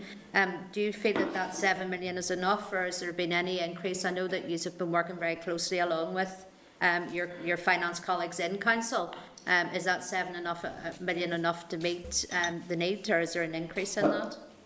My understanding from discussion within the department, colleagues in the department, that would meet the need as it stands at the moment.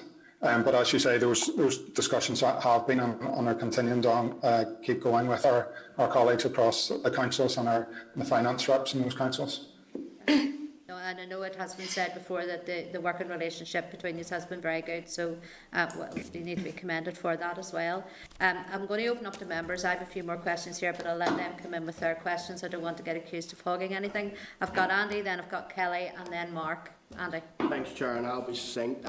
Gavin, just very quickly in relation to the monitoring round, the 3 million in relation to existing mitigations. Can I just clarify? That's 3 million, and we also surrendered 2 million in October monitoring round, so that's 5 million in total over the two monitoring rounds in relation to the failure to close loopholes. Yes, Andy, that's correct. There's also a little bit of reduced demand in relation to some of the mitigation schemes, some of the disability schemes. The department had included 3.5 million of estimated expenditure for closing the benefit cap mitigation loophole and 154,000 for closing the social sector size criteria mitigation loophole. That funding has now been surrendered in the current financial year. Okay, and just to pick up on that point, reduced demand, not reduced need. What are the department doing? And maybe you can't answer this. It's the specific delivery group within the department. What are they doing to highlight to individuals that this is available to them, or making sure that applications are put through for the mitigations? Some of it relates to, for example, payments on appeal. So it is genuinely demand-led requirements that have reduced. Okay. And I don't know if you can answer this, but I'd be grateful if you could. The £2 million for the fuel payment scheme that obviously has just gone out recently. Are you able to give any more information as to where that's come from? It was indicated that has been found internally within the department. Has that been taken from another area or underspend? Yes, it's actually come from a range. It's not from one particular area. It's a range of smaller easements right across the department. We have vacancies in business areas. We have easements in administration. It hasn't come out of any particular programme. It's just genuine small easements across the department. Okay, I've submitted a written question on that, but grateful if more detail could be provided on those easements, if at all possible.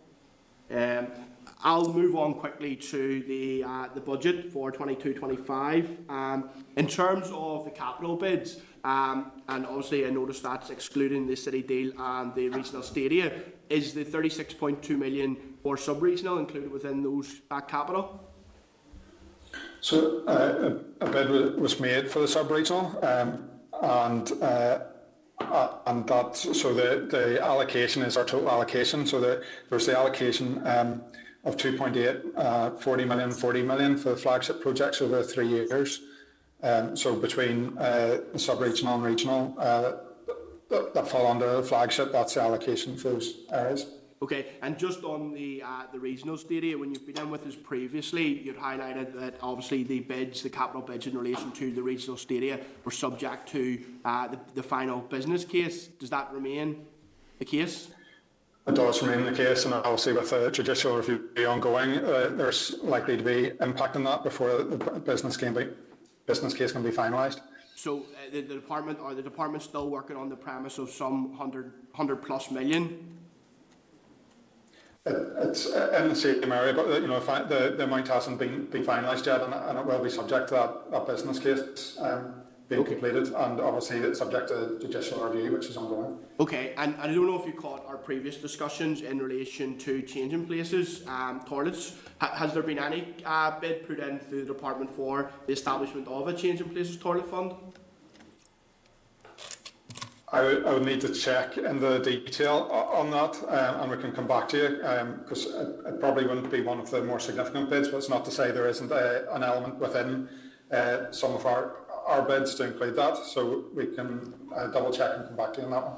Okay, and finally, and then I appreciate obviously colleagues will want to come in terms of the mitigations, has there been any factoring? Obviously we've got the mitigation review underway, and it's likely they're going to propose a number of further mitigations. Has there been any factoring as to a budget forecast for potential mitigations coming forward from that panel?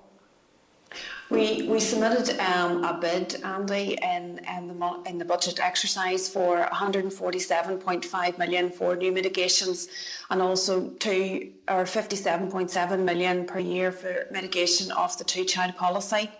It also included cost of work allowance as well too. As Gavin outlined, these bids haven't been met in the proposed budget allocations. And if sufficient additional funding isn't available, it's likely to impact on our ability to introduce any new mitigations. Obviously, Minister has appointed an independent panel to look at mitigations within the department. We're expecting the panel to provide their recommendations on an enhanced mitigation package early this current year. Okay. I'll leave it there, Chair. I might want to come back in at the end if that's all right. Dead on. Okay, Andy, thank you. Kelly? Thank you very much, guys. The welfare reform mitigations didn't come as a surprise to me that you weren't allocated, given the fact that the Department of Finance had put out their consultation saying that 22-23 it was 41.5, 23 it says 34 in their document, but it's 24 was 43 and 24-25 was 44. So that's well below what we know for instance, the welfare reform mitigations requires. I'm just wondering, given the fact that the two-child cap amount bid for is not being met, I'm just thinking, I know obviously operationally there have to be decisions made as to how that type of money can then be allocated, but thinking about equality, is there much point in giving it to some and not to all? I'm just wondering how that's going to be dealt with in the budget if it's well under the amount that's required. Is that going to be removed completely from the budget, allocated elsewhere, or? Options to live within our budget allocation are currently being considered within the department, and we'll be continuing to discuss those with the Minister. As Gavin's outlined, we're in the process of finalising our equality impact assessment on the department's budget, and we're happy to brief committee once that's concluded. Yeah, we need that because this means that under the Section 75 we do have people who have dependents are considered within that, so I'd be expecting it to have a negative outcome, unfortunately, for that equality impact assessment. If there is a case that there isn't going to be enough money to meet the costs of the two-child cap, how quickly will you be able to let people know that there will be a differential in those welfare mitigations in Northern Ireland? Obviously the department's budget is still subject to a final executive agreement. The outcome of our equality impact assessment will be provided to the executive to inform any decisions they make on the final budget, and it will be that point in time that we would know our budget allocations for the next 3 years. Okay. The one thing that I'm worried about is during the next, or during this budget period, we're expecting the move to UC to happen. Now, we know that's a DWC or DWP process, but we're still not absolutely given the assurance that transition protections will happen. That may well be one of the welfare reform mitigations that we would want to happen, but has there been anything factored in or considered if DWP let us down and don't bring that transition protections forward? I'd have to consult with policy colleagues, but in terms of a budget position, the DEL budget is obviously funded from Northern Ireland block. So if there's anything that's considered at a UK-wide level, it would have to be factored into AMI. Okay, so at this minute in time with this budget, and it's a tough budget, guys, so thank you very much for bringing forward what you have. Unless DWP bring forward transition protections, the move to UC will see people having a substantial change from their legacy benefits over to UC, but thank you for that. The other question I wanted to ask is following on from what Andy was talking about with the sub-regional stadia. Enlighten me, I'm confused on this. SIB is there to help government plan infrastructure. Surely the sub-regional stadia programme is sport infrastructure. Why is SIB not engaged to help with the sub-regional stadia and to look for external funding or funding to support that? So SIB do support the department in a range of capital projects, and that would also include the stadia, but when it comes to the funding, it's up to the department to make the bids, and we have done that as part of the 22-25 exercise. Okay, so SIB isn't looking for or helping to look for any external type of funding that could come available? Well, they're certainly engaged with the overall project, and obviously all funding means are considered as all part of our capital projects. Okay. Yeah, okay. The other thing I wanted to ask you about then, just very quickly, is in the draft budget that's been put forward by Department of Finance, the consultation paper, it does talk there about the Supporting People programme, and it has in it 5.28 and 10.9 over the years. Are we absolutely guaranteed that we have this? What is the source of that money? Because the Shared Prosperity Fund doesn't appear to allow us to spend money in the same way that we could have in the past. Do we know what the impact will be in that Supporting People programme for those amounts? Well, the allocation is a proposed allocation as part of the draft budget, so they won't be finalised until the final budget. It's obviously part of the consultation that's ongoing. Okay. So it'll be, as Cherry had said, once we've fed through our information on the EKIA, and the department has its final discussions on the final budget in March before any of those allocations are actually confirmed. I think my concern is that a number of the organisations that deliver Supporting People are voluntary and community sector. Has the department gone out to tell them to give warning of redundancies?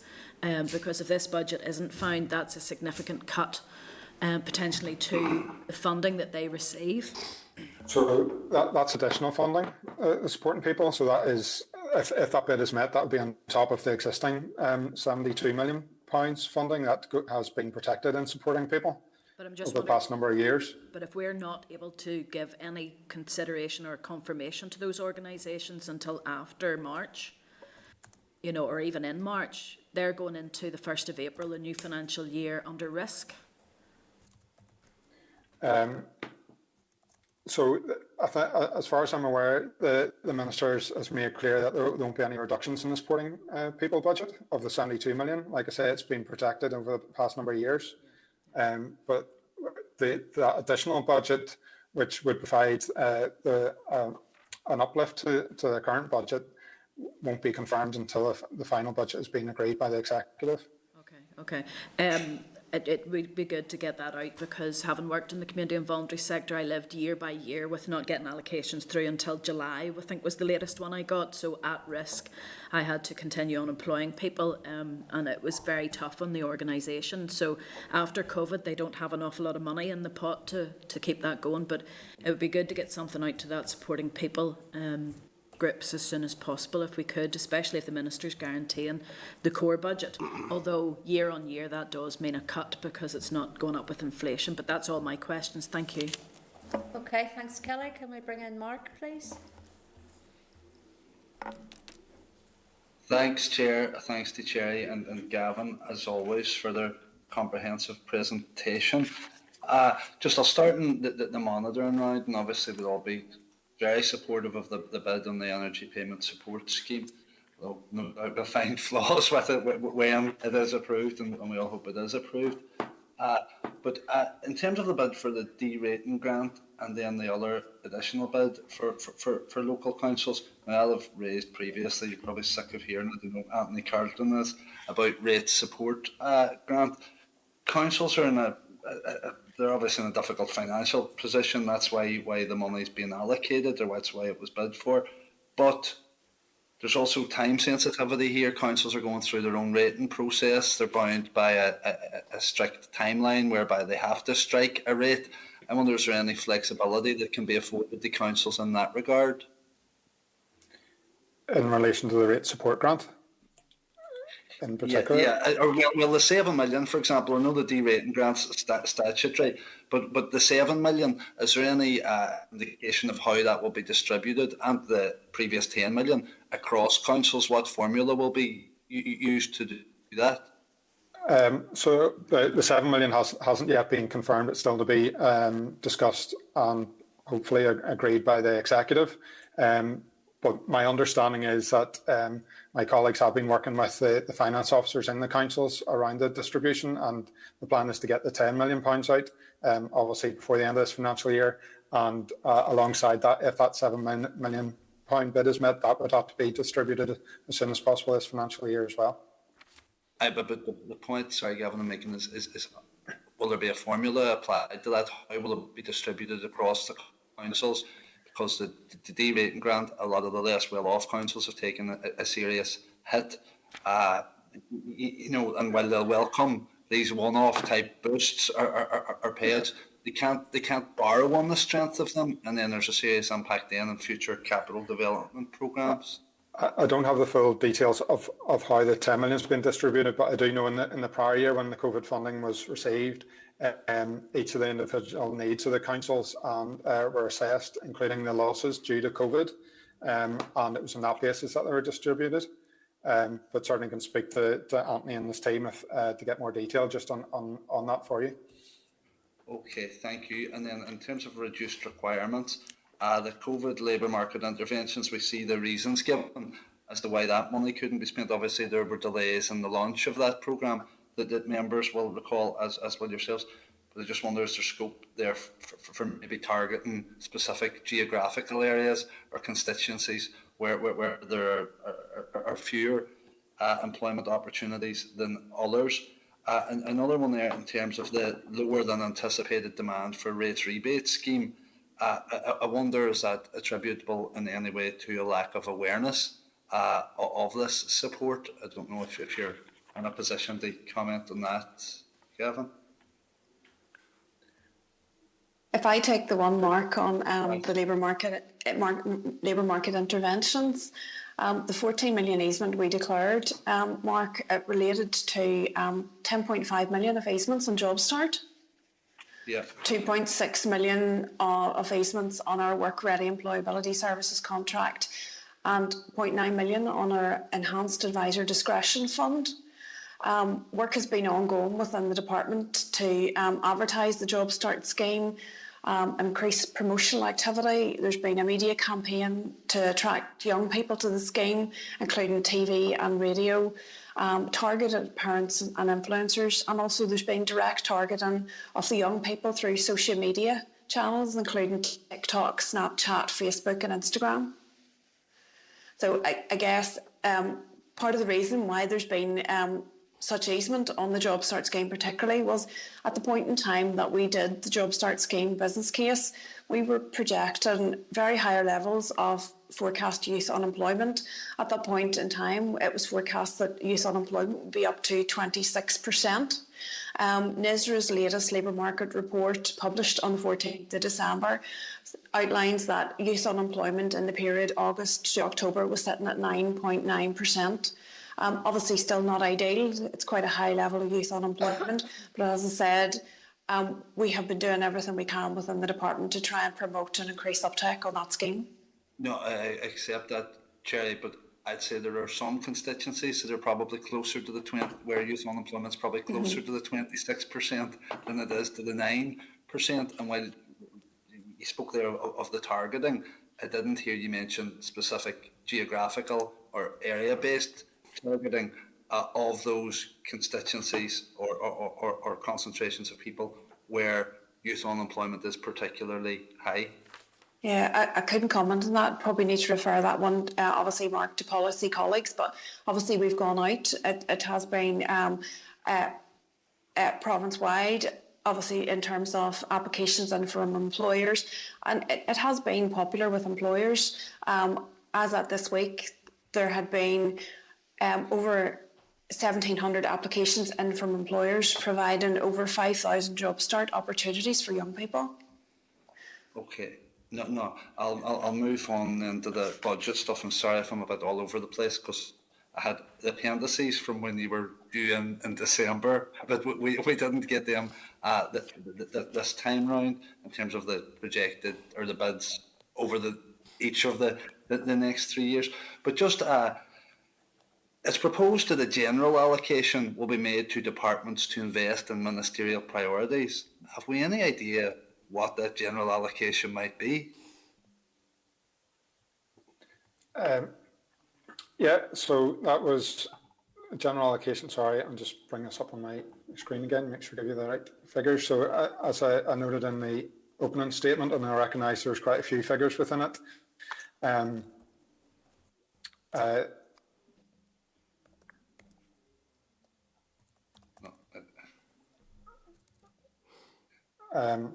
So in the first year, it is a 22.6 million.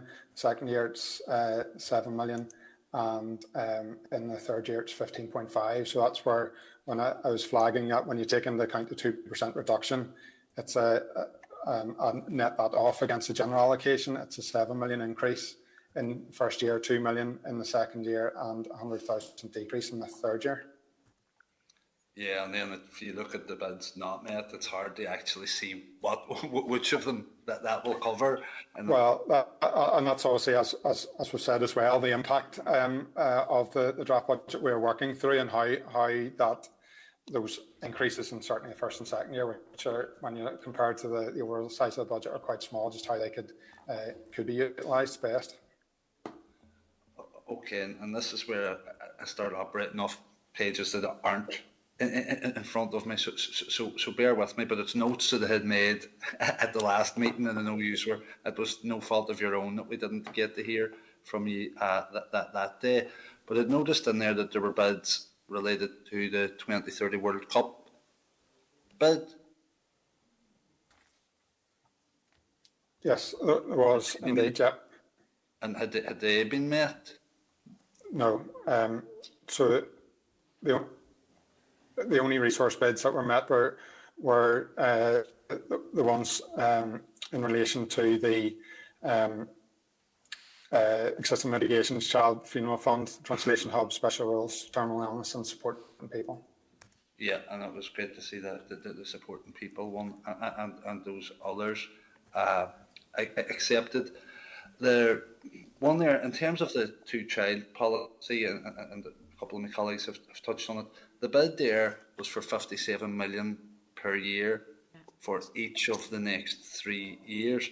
And I'd been wondering, and it came up under correspondence or matters arising earlier in our meeting, would or should that amount not increase each year? And it might seem by the by if the bid's not been accepted anyway, but it's just like a wee bit of clarity on that.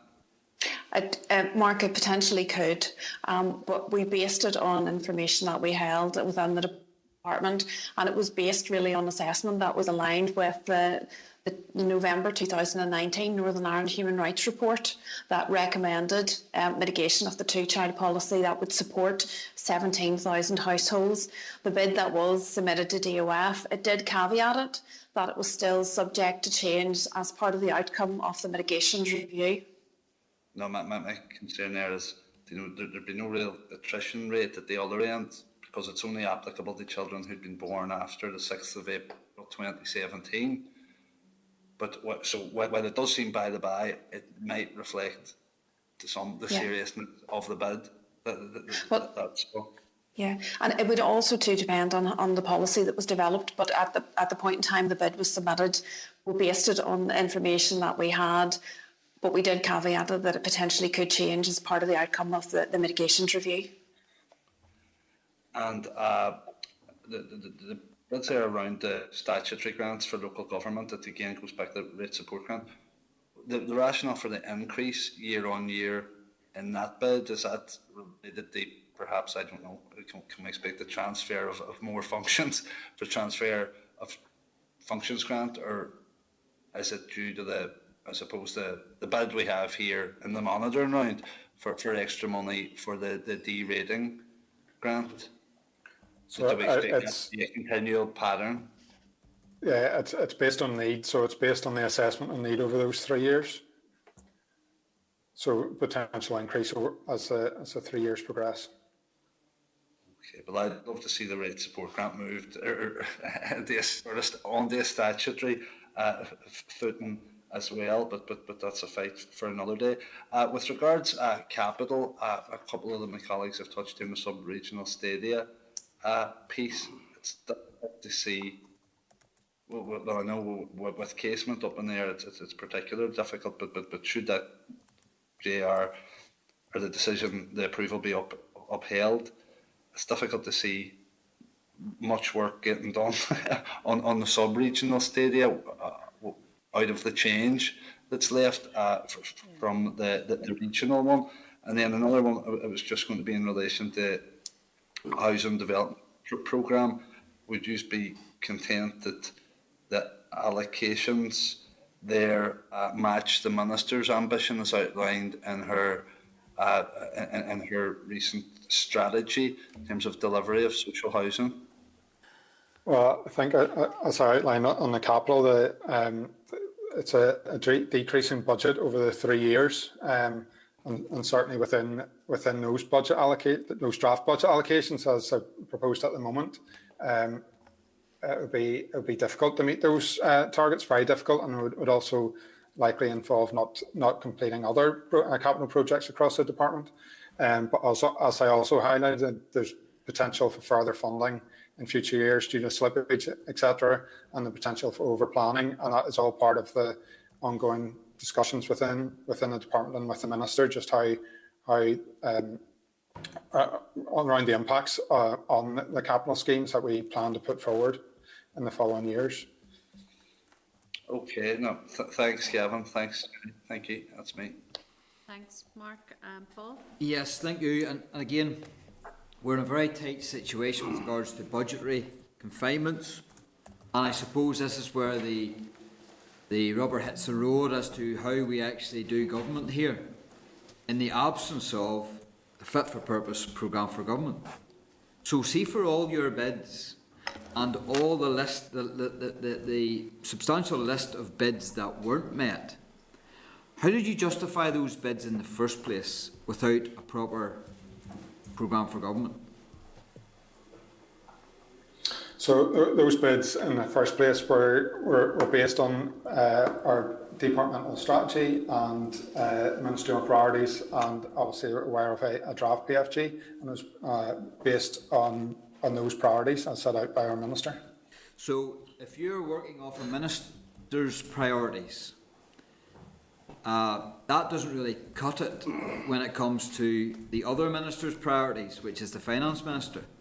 So obviously then, because these bids haven't been met, the communities minister's priorities is not the same as the finance minister's priorities. Is that fair to say?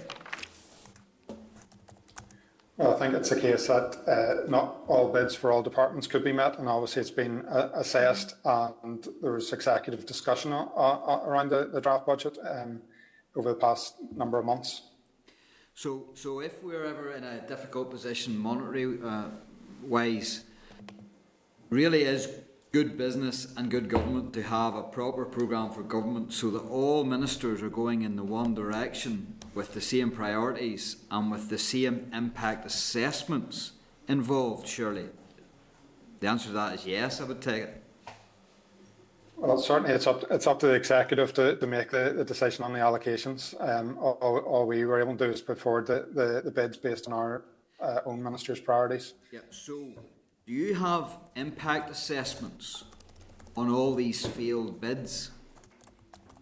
So that's what we're working through at the moment, and working through on our EQIA in discussion with the minister. And as we said, once that's published, it'll be out for public consultation in line with the DOF led budget consultation. So now that we're into a 3-year, so it's nearly worse. It's nearly worse for a department to have failed bids in a 3-year budget compared to a 1-year budget. Well, it obviously provides clarity going forwards, and there will be opportunities for in-year funding, but and obviously it also depends on how the executive decide on the final budget process. But certainly, if the final budget's set for 3 years, then there won't be it's unlikely to be a full exercise again. Okay. See your. There will be other opportunities. Yeah, of course. See your benefit delivery response. Can you entail for me what that actually means? Because there's substantial amounts of failed bid there. Yes, it was that bid was obviously to support the benefit and delivering universal credit. There's been significant increases in our working age benefit caseloads, particularly as a result of COVID. Just to put some figures around that and give it context, in March 2020, there was around 65,000 people were claiming universal credit here, and that had increased to over 133,000 by the end of August 2021. To ensure the department can continue to deliver benefits and support people in our society, we've been continually recruiting additional staff over the past year. And to date, over 800 additional staff have been recruited and brought into the department. Obviously, Paul, as you note, the department bid for 44.5 million in 22-23, 44.4 million in 23-24, and 44.8 million in 24-25, really to support benefit delivery. As you note, this bid hasn't been met in the department's budget allocations. So we've increased from 65,000 on UC to 133,000, is that right? Yes, over 133. So that's double basically. And is that it's all over down, double. is that all down to COVID restriction? Yes, it's been due to COVID, primarily due to COVID. That's a remarkable increase and burden on the state, I suppose, which needs to go into the hands of our most vulnerable. So with that benefit delivery response, which is a failed bid, with regards to the homelessness bid, which is a failed bid, with regards to the COVID recovery labour market intervention of 21 million of a failed bid, with regards to the housing revitalisation planned work, which is a failed bid, and also the HE, the Housing Executive Fundamental Review of Allocations, which is a failed bid. When you all add up all of that, which affects our most vulnerable and will have a health aspect burden, is there any way, anywhere in the process of budgets, that you actually apply a lens on those bids that are health related? Because obviously the reason why this department is losing money is to suck it into a failed system of a health department. And is there any way where you can argue that these bids, which are now failed, have actually a massive health aspect to them, and that by funding your department, you're actually keeping people out of the health system? Where do you get to inject that lens and also that dynamic and that aspect to this budget process?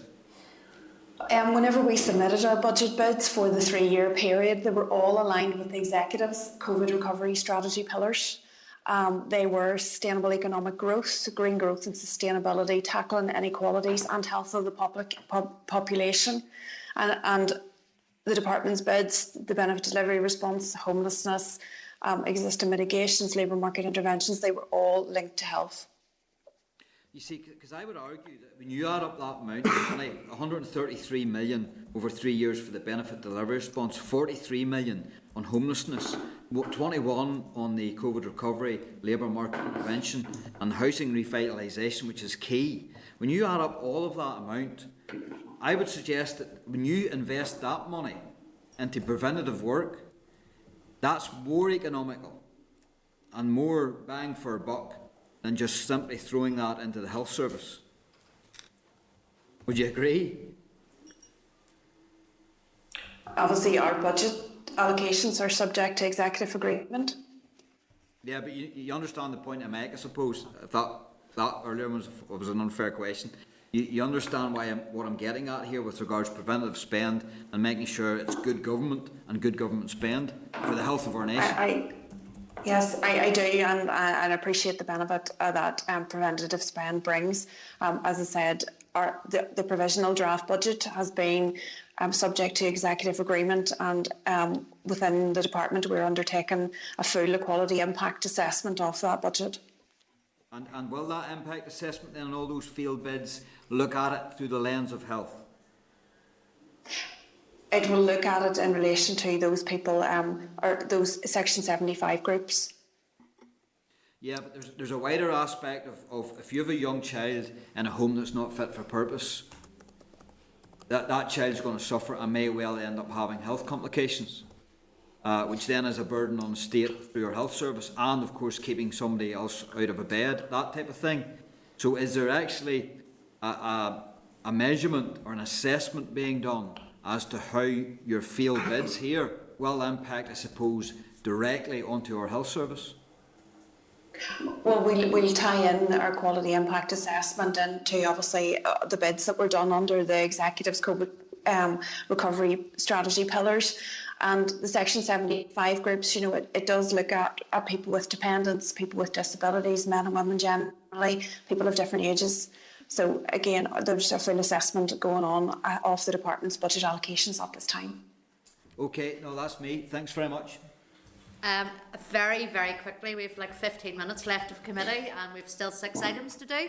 Okay. Go ahead, Andy. I'll be quick, Chair. Just very quickly, in the context of the energy support payment, the 55 million in relation to the particular pressures households are facing now, has there been any consideration or thought given to ongoing support over the next number of years, given that the pressures and the cost of living crisis we're seeing is going to continue for a while?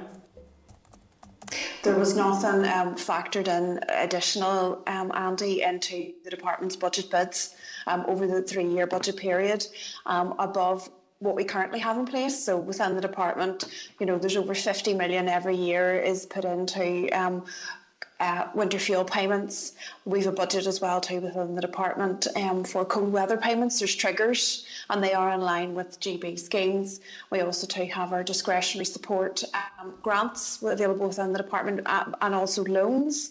And as well too, there's other interventions within the department, affordable warmth, boiler replacement as well too. So all of those, the funding for all of those was included in our budget 22-25 bids. Yeah, no, and I appreciate obviously the current funding and the initiatives that the department have, but they obviously don't cut it. They were there prior to the pressures households are facing in context of cost of living. Yeah. It's just disappointing that there's been no foresight as to the ongoing pressures households will face, and it seems to be that it's just knee-jerk reactions in relation to issues. But I'm not asking you to comment on that. I'll leave it there, Chair. Thank you, thank you. Look, thanks very much, Cherry and Gavin, for your time today. Thank you. Okay, thank you. Thank you. Bye, bye-bye. Bye. Bye. Okay, folks, going to speed read now for a few minutes, so bear with me. So we're going to move to agenda item 9, which is SL1 Universal Credit and Employment and Support Allowance Claimant Commitment Exceptions Amendment Regulations Northern Ireland 2022. You'll find a copy of this SL1 at page 501 of your pack. The proposed rule will create a specific exemption so that people who meet the definition of terminally ill and who make a claim for universal credit or new style employment and support allowance are not required to accept a claimant commitment. Members, any comment or content that the department proceed to make the rule? Content, thank you. Do you want to bring in all the members at this stage, just please, into the spotlight? Moving on then to agenda item 10, which is SR 2021-345, Social Security Income and Capital Disregards Amendment Regulations Northern Ireland 2021. You'll find a copy of this rule at page 505. Members, have you any objections to the rule? No. Thank you very much. Then I'll put the following: that the Committee for Communities has considered SR 2021-345, Social Security Income and Capital Disregards Amendment Regulations Northern Ireland 2021 and has no objection to the rule. Moving on then to agenda item 11, SR 2021-347, Statutory Sick Pay, Medical Evidence, Modification Regulations Northern Ireland 2021. You'll find a copy of this rule at 526. Can I ask if members have any objections to the rule? No. Thank you very much, Ciara. So I'll put the following: that the Committee for Communities has considered SR 2021-347, Statutory Sick Pay, Medical Evidence, Modification, Regulations, Northern Ireland 2021, and has no objections to the rule. Moving on then to agenda item 12, which is correspondence. Members, you'll find the correspondence memo at pages 536 of your packs. Can I draw attention to correspondence from the Finance Committee at page 714? Can I ask, does the committee now wish a draft response to the Finance Committee to be prepared based on issues raised by the committee at today's evidence session on the budget? Members agreed? Agreed. Agreed. Good stuff, thank you. Then can I ask members, is there anything under correspondence that members want to bring to the attention of the committee? Nope, we're happy enough with the memo as drafted? Yeah? Yeah. Good stuff, thank you. Okay, we don't have time, obviously, to go back now and get Claire in, so we'll have that conversation with Claire on Tuesday. So I kind of move us on then to agenda item 13, which is Forward Work Programme. Members, we will continue our deliberations on the Betting, Gaming, Lotteries and Amusements Amendment Bill at the meeting on Tuesday and Thursday of next week. As you know, we've quite a tight time scale for this bill, with our report due on the 28th of January, so I'd ask that members give as much time as possible that they can give on Tuesday morning. I'm going to move on then to agenda item 14, which is AOB. Can I ask members any business? Andy? Yeah, Chair, just very quickly, in relation to the fuel crisis briefing from the department, David Pauly mentioned 120 million of intervention from the department, and I believe I know the answer to this, but I would just like to see if we could write back to David to ask him to break that down, because I think those figures need to be put into context. If it is the department are including the money in relation to the winter fuel payment, I think it's wrong to include that, because that was funding that was already going to go out the door. So for me, that is not really a response to this crisis, and I just would like clarification on that. No, fair enough. Mark, you wanted to come in?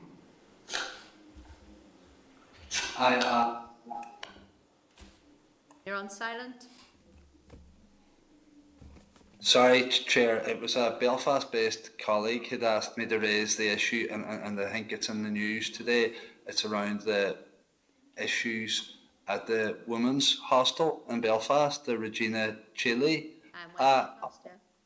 hostel. I was wondering if possible, could we as a committee write to the Minister and Department seeking an update from them on the situation as they see it, what they propose to do to ensure that the much needed services and support that this establishment provides continues to be provided to those who so desperately need it.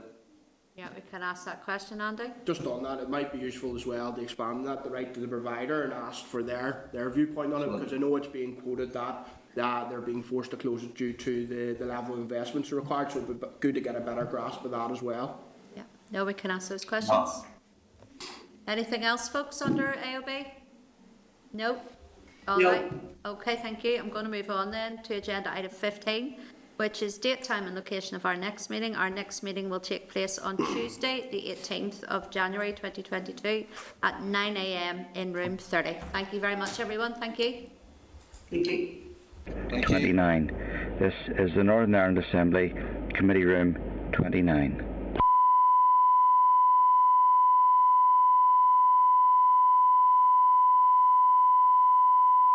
This is the Northern Ireland Assembly, Committee Room 29. This is the